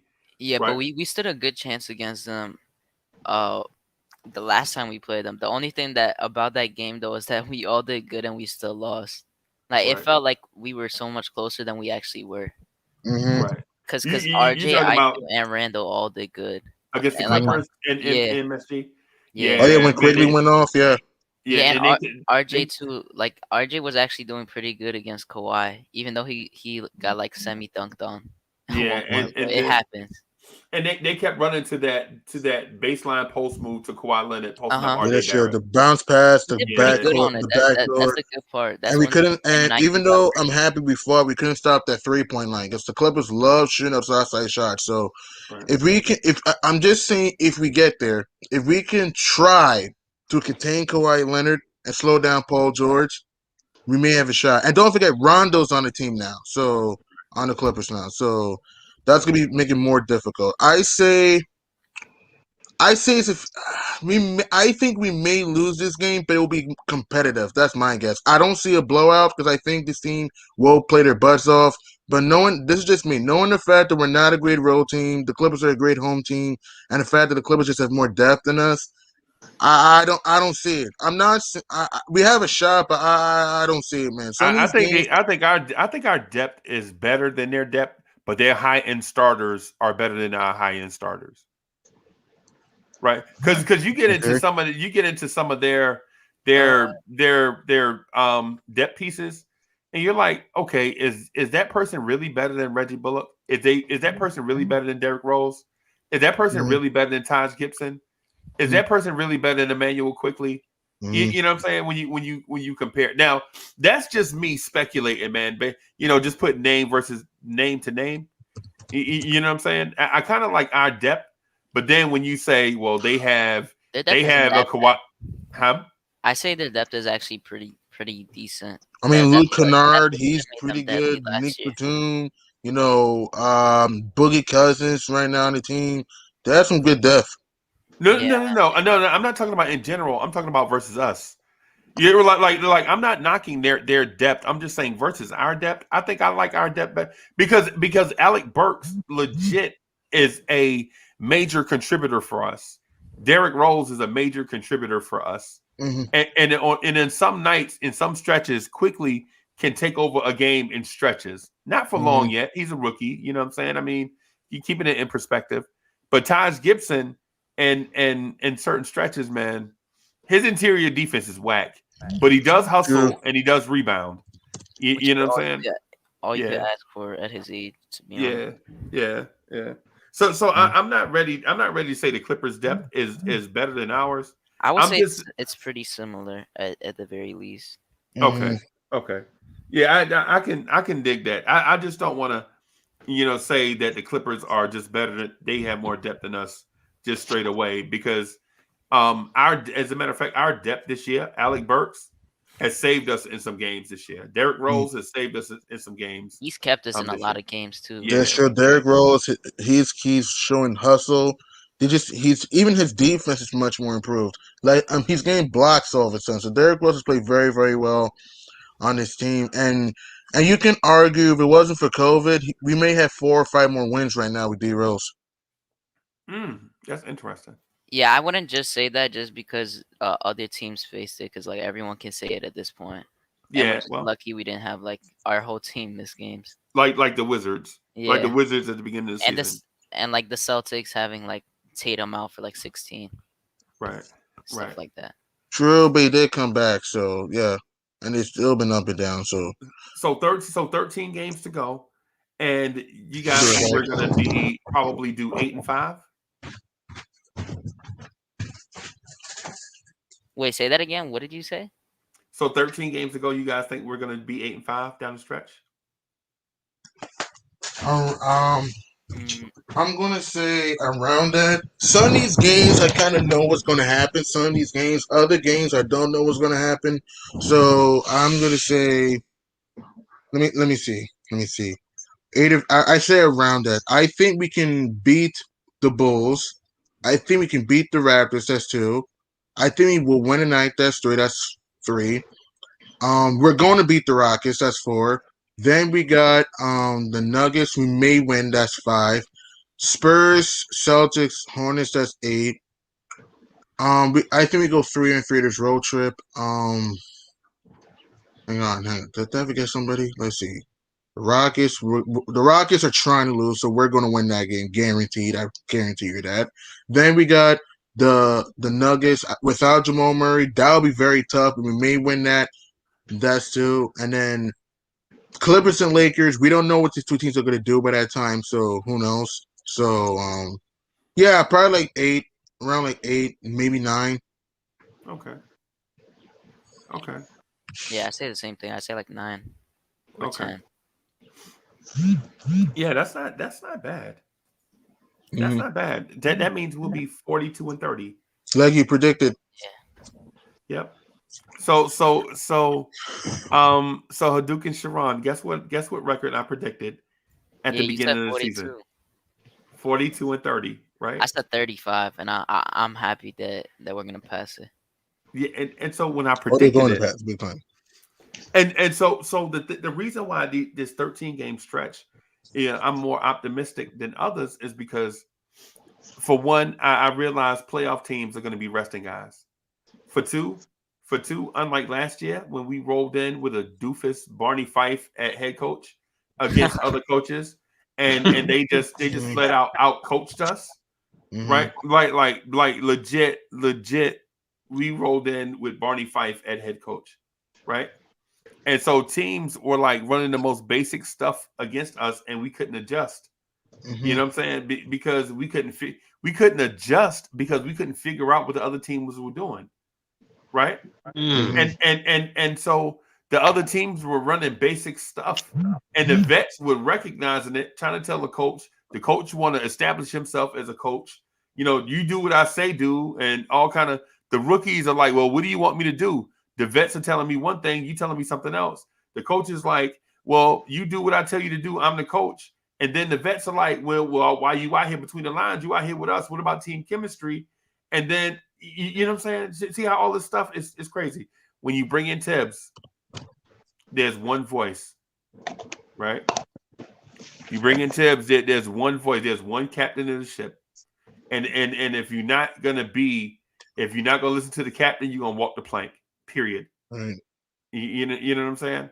So now when Tibbs goes up against guys like Mike Malone, who's down a superstar now, you know what I'm saying? You're like, oh, okay, I like my chances. You know what I'm saying? I like my chances now, you know, versus these other coaches. You know, we understand that we're not going to get coached, get a circle coached around us. And I'll be honest with you, I think Tom Thibodeau is in his bag right now. Because if y'all remember when Mike Woodson left, we lost. Remember how many games we lost when Mike Woodson left? Yeah. It was like 5 out of the last 6. Yeah, we were struggling. Yeah, we were like, wow. Was Mike Woodson pulling the strings? And all of a sudden, Tibbs got in his bag and started adjusting. And before you know it, here we are. Here we are. Because we used to question Tibbs a lot on this live stream, remember? Yeah. And all of a sudden, now instead of questioning Tibbs, we're like 7 in a row. You know? So, soon to be 8. Soon to be. Very tough 8, but it will be 8. I'm sorry, G-Money. No. I'll make this quick point. Yeah, because at the time we were struggling in close games without Woodson, but now we're starting to figure those out. We're starting to play together like a team that we've been doing most of the year. Right. And RJ Barrett, that dude has confidence, man. In the first half, he was a ghost. In the second half, he came out flying. His jumper was flowing. RJ Barrett was hustling. Julius Randle, he did other things to impact the team. I told people IQ was going to have a big game. I told people, I was right, that he had a big game last night. And also the fact that, Derrick Rose was very productive. It's so crazy that the Hornets were scoring the ball at will from 3, and then in the second half, 3 for 20 in the second half from long range, which was absolutely crazy. So they just couldn't score in the second half. They couldn't score. Our defense was great, but Charlotte just could not find the rim in the second half. Right. So it's like I thought our defensive intensity, we were swarming the perimeter in the second half compared to the first half, and also the fact is that our interior defense was okay, and also the Hornets could not buy a free throw last night, 3 of 8. So I thought our defense was there.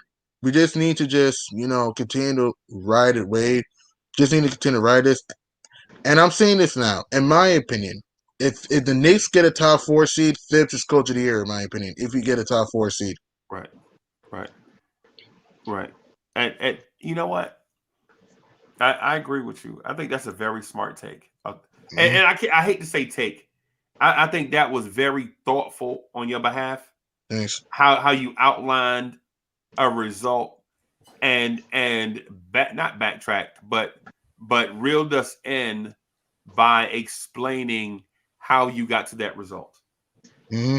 A lot of times on the live stream when we yelling and screaming at each other, we get people, they don't explain how they got to their end result, or don't know how to do it eloquent enough, or poignant enough where we can understand it quickly. Mm-hmm. No pun intended. So I know. Yeah, like I said, we just gotta learn to think before we talk.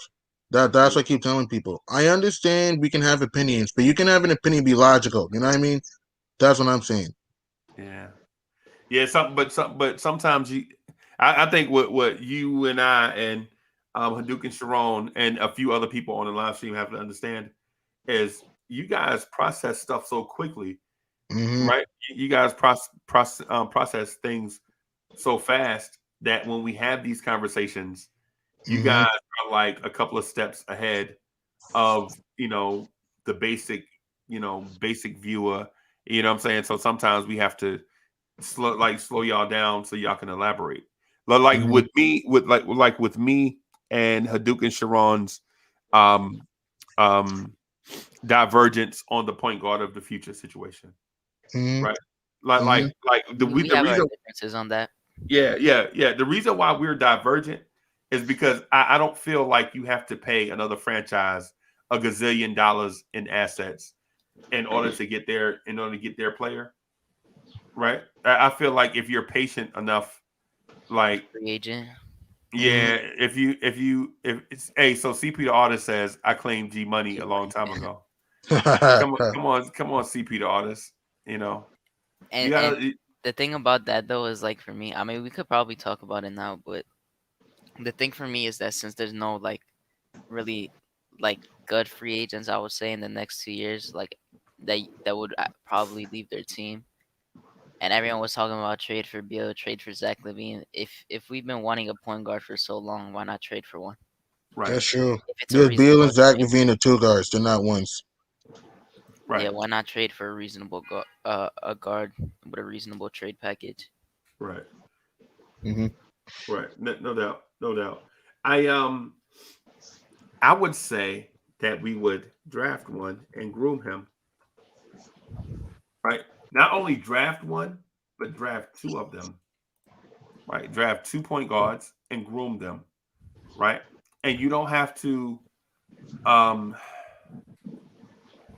when I say draft 2 point guards, you don't have to do like trade up for Cade Cunningham. Even though I would not be opposed to it, I could see a situation where we would try to acquire Davion Mitchell or Jared Butler or both, right? Hmm. Why not? Why not? I mean, they would be in range for us to draft. I think Eh, only what's his name Butler would be the one that's in our range because the way the hype is going right now, it's surrounded around Davion Mitchell, so he's probably gonna be in the lottery. Yeah, But Freezy, but we do Butler's have better. assets though. Yes, sir. let me ask you a question, right? Well, for all of you, but I'll start with you, Freezy. When you say a point guard, are you talking about someone that's going to lead the offense, get them in position, and so forth and so forth? Um, it depends on to what degree you're talking about.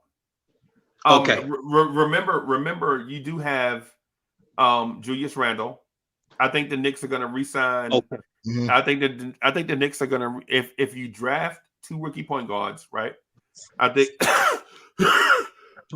excuse that. I'm getting emotional thinking about the Knicks drafting two rookie point guards. But anyway, um, if they draft, bring in two rookie point guards to groom, bring along under Thibodeau, I think you have to bring back Elfrid Payton, right? You have to bring back Derrick Rose, right? You know, Here's my, because go ahead. and the reason why you or not necessarily Elfrid Payton, right? But you have to have a dependable starting point guard year one of these guys rookie season. You have to have that guy, right? You have to because it'll be criminally negligent for you to put two rookie point guards on a playoff team and expect that playoff team to continue with the success they had the previous year with a veteran point guard, right? But what you also want to do is you want to make sure that you draft the point guards that you draft are in the image of the head coach, like the Davion Mitchell kid appears to be what Tom Thibodeau likes, right? You draft your guys and you automatically tell Emmanuel quickly, hey, you're not the point guard of the future, right? What we want you to do is be a scorer off the bench. Establish these roles early. Here's my thing, Freezy, with this. as long as you have Julius Randle here, okay, and as long as RJ Barrett continues to develop his game, which is a lot more ball handling responsibility. When we talk about point guards, we're talking about people who are ball dominant people because of the nature of the position. Right. Yeah, us as Knicks fans on a whole, you have to get out of that mindset. You may just get a shooting guard to put in the starting lineup because why? Julius is still your quasi point guard. Right. RJ Barrett, as he gets older and more mature, more ball responsibility, he's gonna be your other quasi point guard. You're not gonna have enough balls for people to come in and necessary to, especially a young guy, especially a rookie, to wait for him 2-3 years to catch up to those guys. You understand what I'm saying? It's like as Knicks fans, too many times we look at a point guard and say, okay, perfect example. Look at last year with Houston, Harden, Westbrook. These are two best friends they grew up together. They forged a maneuver to play together. And at the end of the day, they couldn't wait to get divorced. You see what I'm saying? There's certain teams that got to break up their core. There's certain teams out there that have to break up their core and realize it's not working. Like the Blazers, in my opinion. That just means. Yeah, but they only played together 1 year, and they both statistically had good had very good years. It just didn't work out though. Didn't work out, and also the fact that the Lakers are just a deeper team. Right. So, but my point though with the point guards of the future is, when you look at Randall at the end of games, he's gassed. Yeah. Right. Right. You want to have in a perfect situation, you want to have your guys at like 85% physical efficiency. You know what I'm saying? Towards the end of games, you don't want them to be at like 70%. Okay, You know but if Randall is gassed, if Randall is gassed in those moments, as we talk about, then who are you going to slide to as time goes on for more ball handling responsibility, more playmaking, finding his shot, and so forth? That's RJ. RJ, yeah. No. What I'm saying is this. Hit me out on it. So RJ Barrett is a tertiary ball handler, right? You don't want RJ being your primary ball handler, period. Right? Not right now. Now, if he comes back with a more improved handle, because his handle is improved. Sure. It's not the bounce handle from Duke. It is improved. You know what I'm saying? He can weave in and out of traffic and do certain things, right? But you want a point guard to basically because the thing is this, and you guys have seen it. Y'all don't want to see Julius Randle ISO ball late in games because we can't get into offense. Hell no. True.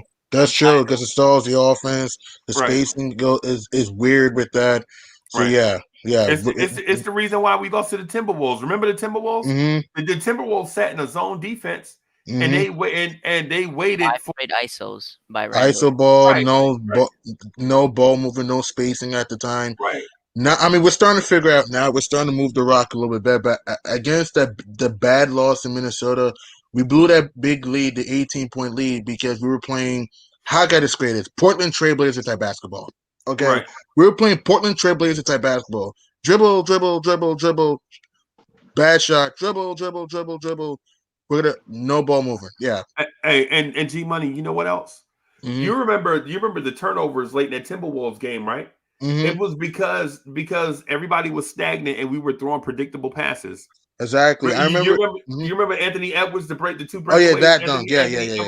So Anthony Randall and EP. Yeah. So now you need a point guard to get you into basic stuff. Like at 10 seconds.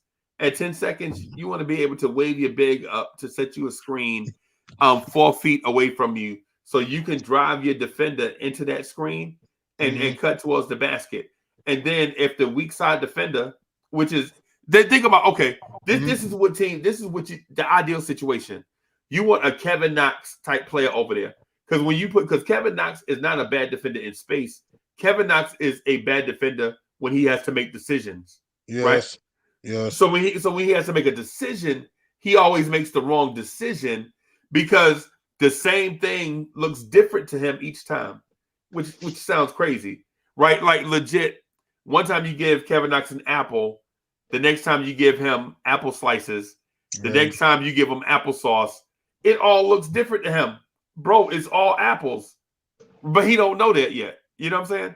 So what you want to do is get your point guard to come around that screen and put a defender in jeopardy in a 2-on-1 situation, right? What Kevin Knox does is closes out on a 3-point shooter, but gives up the back door to somebody cutting, right? That's not so. You want your point guard to create that type situation. So anyway, that's a long way to go to basically say at the end of games when teams take Julius Randle away, you have to do something on the opposite side of the floor, and you need some young point guards to start doing that for you. Yeah.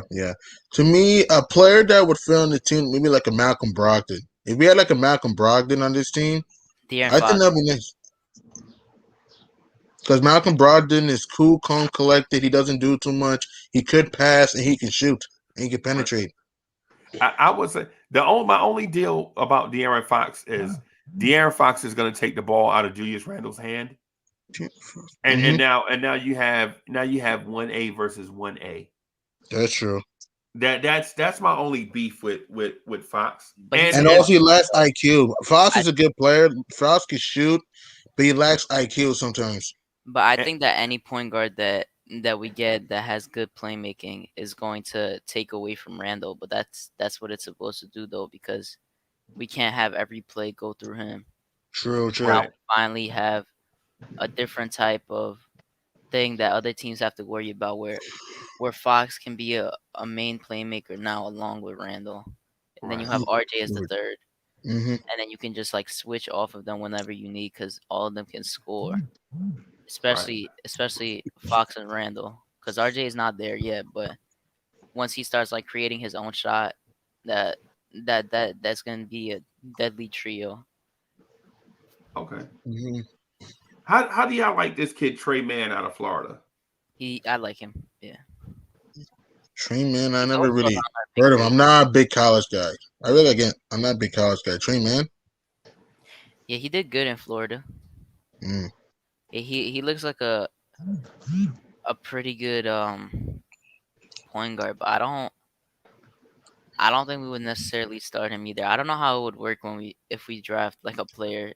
I'm still like confused depending on who we re-sign. Because he would probably come.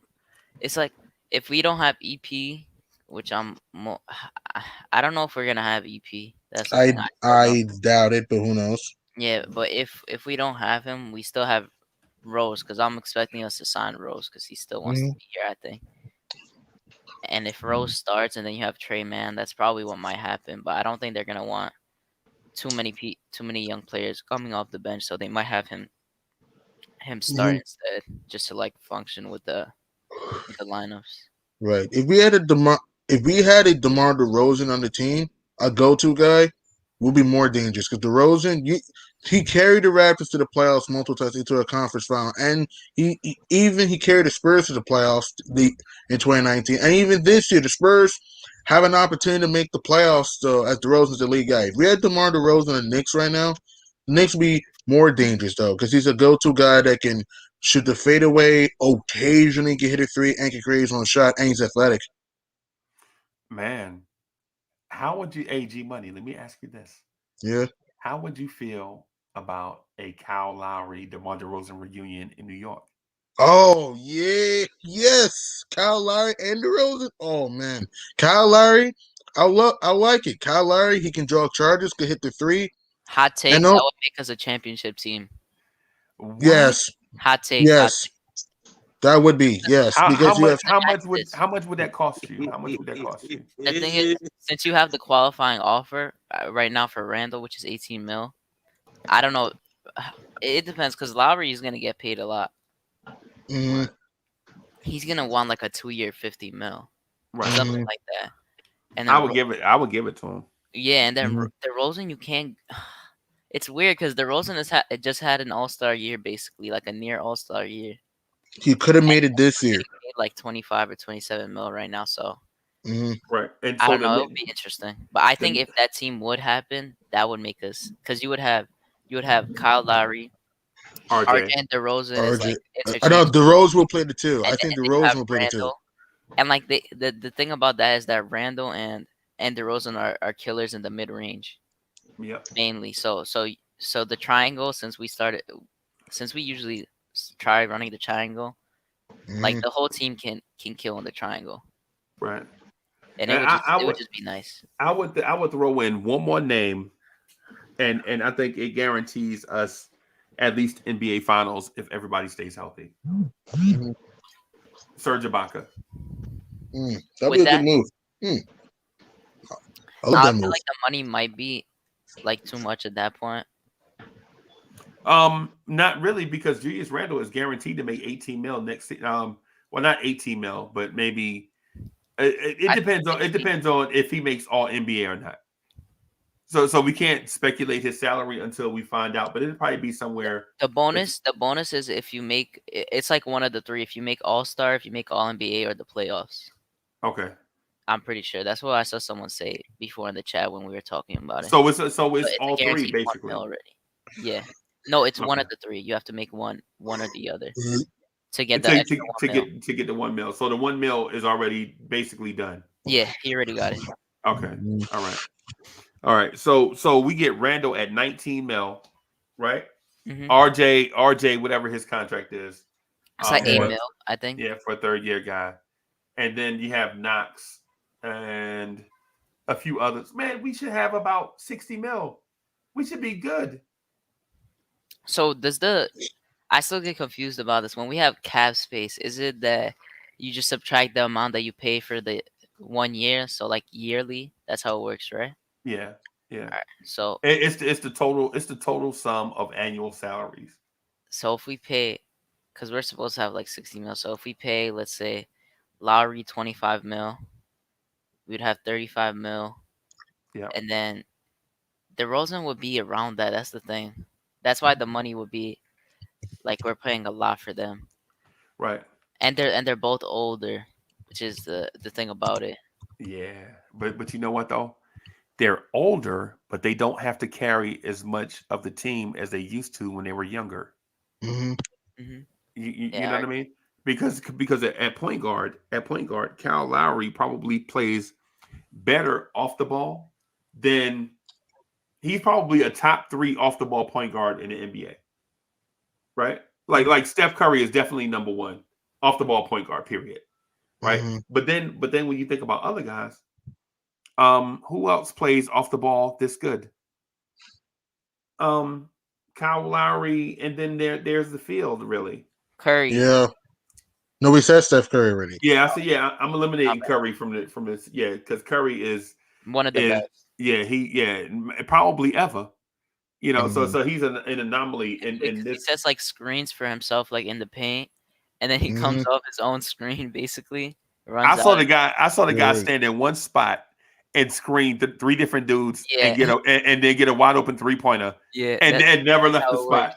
But that's True, just true. being smart. That's just being Yeah, smart. Because yeah. some people are like, because there's some people that are like, oh, Curry comes off of screens, but it's like, is that a bad thing? Like he's kind of creating for himself.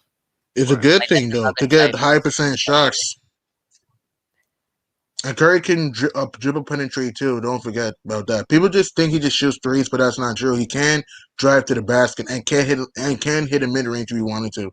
And he's an elite finisher. He is, man, and he plays smart though. I know sometimes he may do too much, but other times he's a good finisher. He has good body control, and Steph Curry's strong. So that Yeah. is why I believe when healthy, Steph Curry's the best point guard in the NBA. That is me. But someone in the chat, CPD artist said, "What about Jalen Brunson on the Knicks? Would you like that move, Jalen Brunson on the Knicks?" I don't think he's a problem solver. Not as a I- starter, but as a Yeah. bench. Yeah, I don't think he's a problem solver, man. I think he'd be a nice piece. It's like when you play chess and towards the end of your game you still have pawns left on the board. Yeah, that's what I think Jalen Brunson is. Like he's a nice piece to have because at the end of the day, when somebody is cornering you from an opposite angle, you can always push pawns. You can always push your pawns and threaten their castle. You know what I'm saying? So the thing with hey, salute Kane Jerry, I see you. Jay Williams, I see you. Got body. I see you. Gregory Castillo, 23 Blade was good. Hey, Karen Fung, I hope this conversation about speculation is right up your alley, Karen Fung. Gregory Castillo was good. I would say this because I heard Haduka Sharon say that he didn't believe that the Knicks are gonna draft 4 guys in this draft, right? And bring them to camp. Right. I'm gonna say in the deepest draft in years, the Knicks might look to bring three of these guys, but I think the smart play would be to trade out of this draft, right? To trade out of this draft and trade into next year's draft where we have like say for instance, a team looking to rebuild, like the Chicago Bulls who missed out on this draft. Let's get the Chicago Bulls draft pick next year and see if we can take another shot. No, they already gave it away. Next year also? I think it was 2021 and 2022 or 2023. I have to check. I didn't know you could trade. Oh yeah, you can't trade consecutive. Yeah. It so was 2023. Yeah, so I would try to, because if our guy is not there, if the guy that you want is not there, then I would say, look to trade out of this draft, and which is a valued draft. Trade out of this draft and get into 2022 with multiple first round picks, and that'll give you multiple first round picks in 2022 and in 2023. I mean, I don't know because I feel like if they do trade up and they trade up for like a type lottery pick, they're gonna find someone they could get. But if or do they trade or do they identify a guy that they can get and then trade up? Yeah, that's what I mean. That's what I don't think they're gonna. I don't think they're gonna trade up unless they feel like they have like a few options they can't get and they really want. Right. So because the thing I'm getting at is this, why trade up for, say, a Book Knight? No, why trade up for, say, a Josh Giddey when you can wait on a Trey Man? Yeah, Josh Giddey isn't. I mean, the thing about that though, I think Josh Giddey is gonna be like, I think he's overhyped right now, but I think that he's gonna be in like the 20s. You think so? Yeah, because this last mock draft said he was a 13th pick, and we all know that's not happening unless someone's just like, oh, whatever. I'm just gonna waste this pick. See, I like Josh Giddey in the fact that he does have elite court vision, but that doesn't make you an elite passer. Yeah. All that means is that you can see the target, but that doesn't mean that you can get the ball there, right? Whenever you need to, yeah. Because in high school I played with this kid named Jason. Man, I swear he's the original white chocolate, right? The dude could see stuff happening before it actually happened. But the thing about it though is his passing was not quite there. But he was a ninth grader. You know what I'm saying? But he can legit see, like, when like the coach would tell us, the coach would be like, Uncle Freezy, put your shoulder on his hip around that screen, and that way you can rub your defender off and he'll be on your backside. Right? And so when I went to do that as a gangly as a dude that was like 6'2 and a half, 138 pounds, trying to do that, right? Jason would see me as soon as I dip my shoulder to go around and rub off. He could throw bounce passes with either hand, right? But the thing about it is, it wasn't accurate. He anticipated right, but he wasn't in. And I think it's the same thing with Josh Giddey. And I think the thing with Giddey is I think the speed of the game is gonna be a factor for him. I don't know if he's playing. He's a little slow. Right. That's what I was gonna say. I don't know if that's pace. Because you remember we said the same thing with Killian Hayes. Yeah, or it's just him. Right. Right. Because Killian Hayes is actually like, I mean, he's been injured, but his passing is still like nice. Like his scoring is the problem because he can't. He hasn't been able to score in the league right now. He can't get away from anybody. Yeah, he can't. And he looked like the way he used to step back in overseas, whatever. Yeah. The way he used to step back looked like it was like a baby Harden type of step back, but he has not been able to hit shots. Because it was a travel. Every highlight tape I saw of him, I'm like, dude, you taking 2 skips? Yeah. You got to take 2 skips to get away from your man? Yo, yeah. Come on, bro. You got to take 2 of those side steps to get away from your man. That's a travel, bro.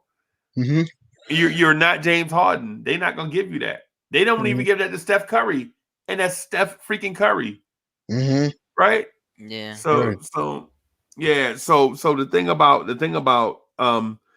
Josh Giddey is I like his defensive potential, and not even because he's quick, but because the dude looks like a bag of rubber bands. The dude is legit 6'8". You know what I'm saying? He's got arms and legs everywhere. You know what I'm saying? I figure if he's in the vicinity, at least he can contest some shots. Right? Hey, so Bodega Wi-Fi says Jalen Suggs reminds me of a young Derrick Rose. I think Jalen Suggs reminds me of a young Marcus Smart.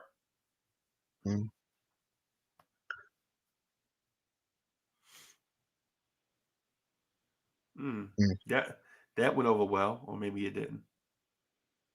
And Suggs could shoot though. Suggs could shoot the ball, so and he's a good penetrator. So yeah, yes, he's got elite vision and elite passing. I just don't like his shot right now.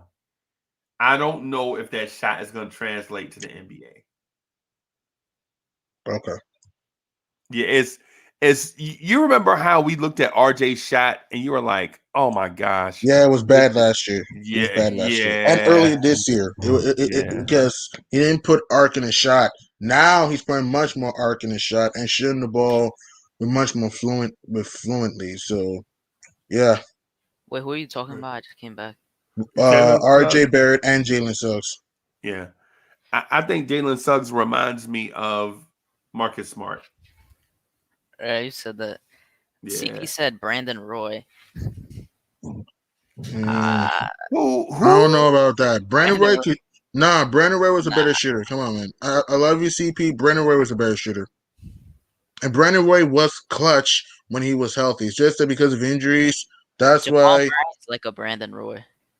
Yeah. He's like, CP is like, everybody from Washington reminds me of Brandon Roy. Yeah. Even Nate Robinson. Even Jamal Crawford. Lonzo Trier reminds me of. Yeah, Suggs is a playmaker. He's like. Yes, he is a playmaker.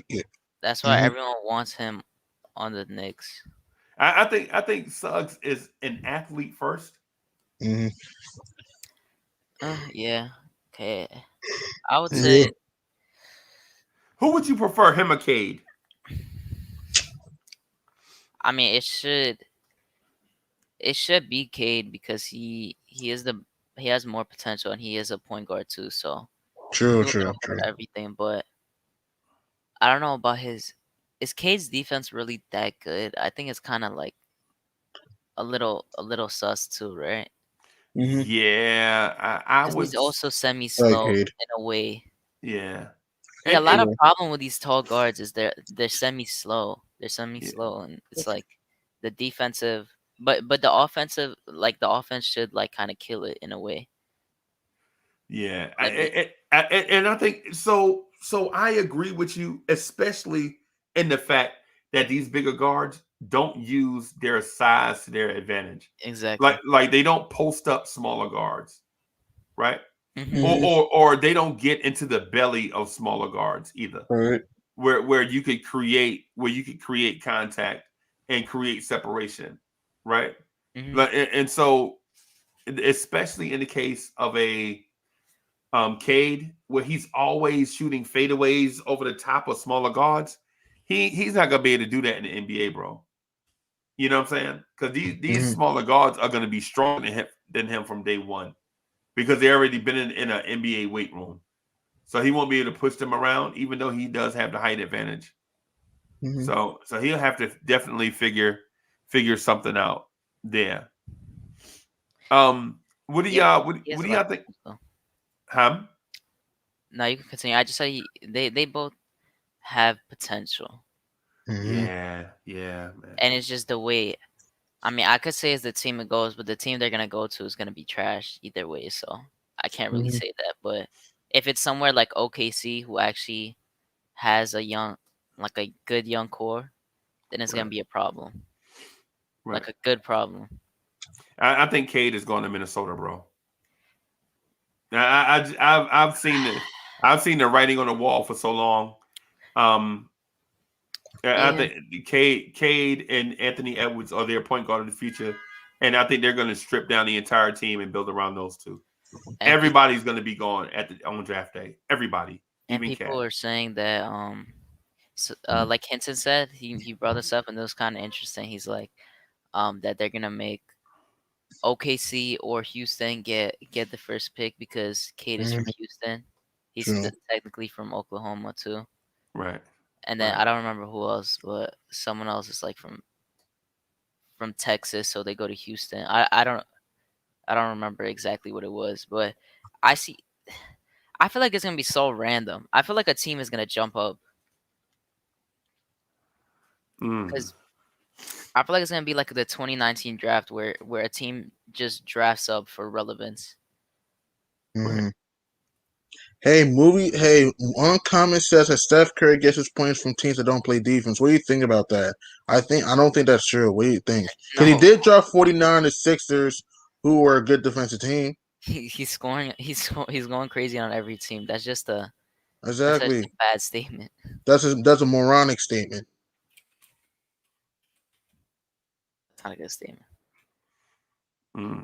Why did he say that Brandon Roy average? Brandon Roy does not average 14 unless you're talking about college. I don't know about college.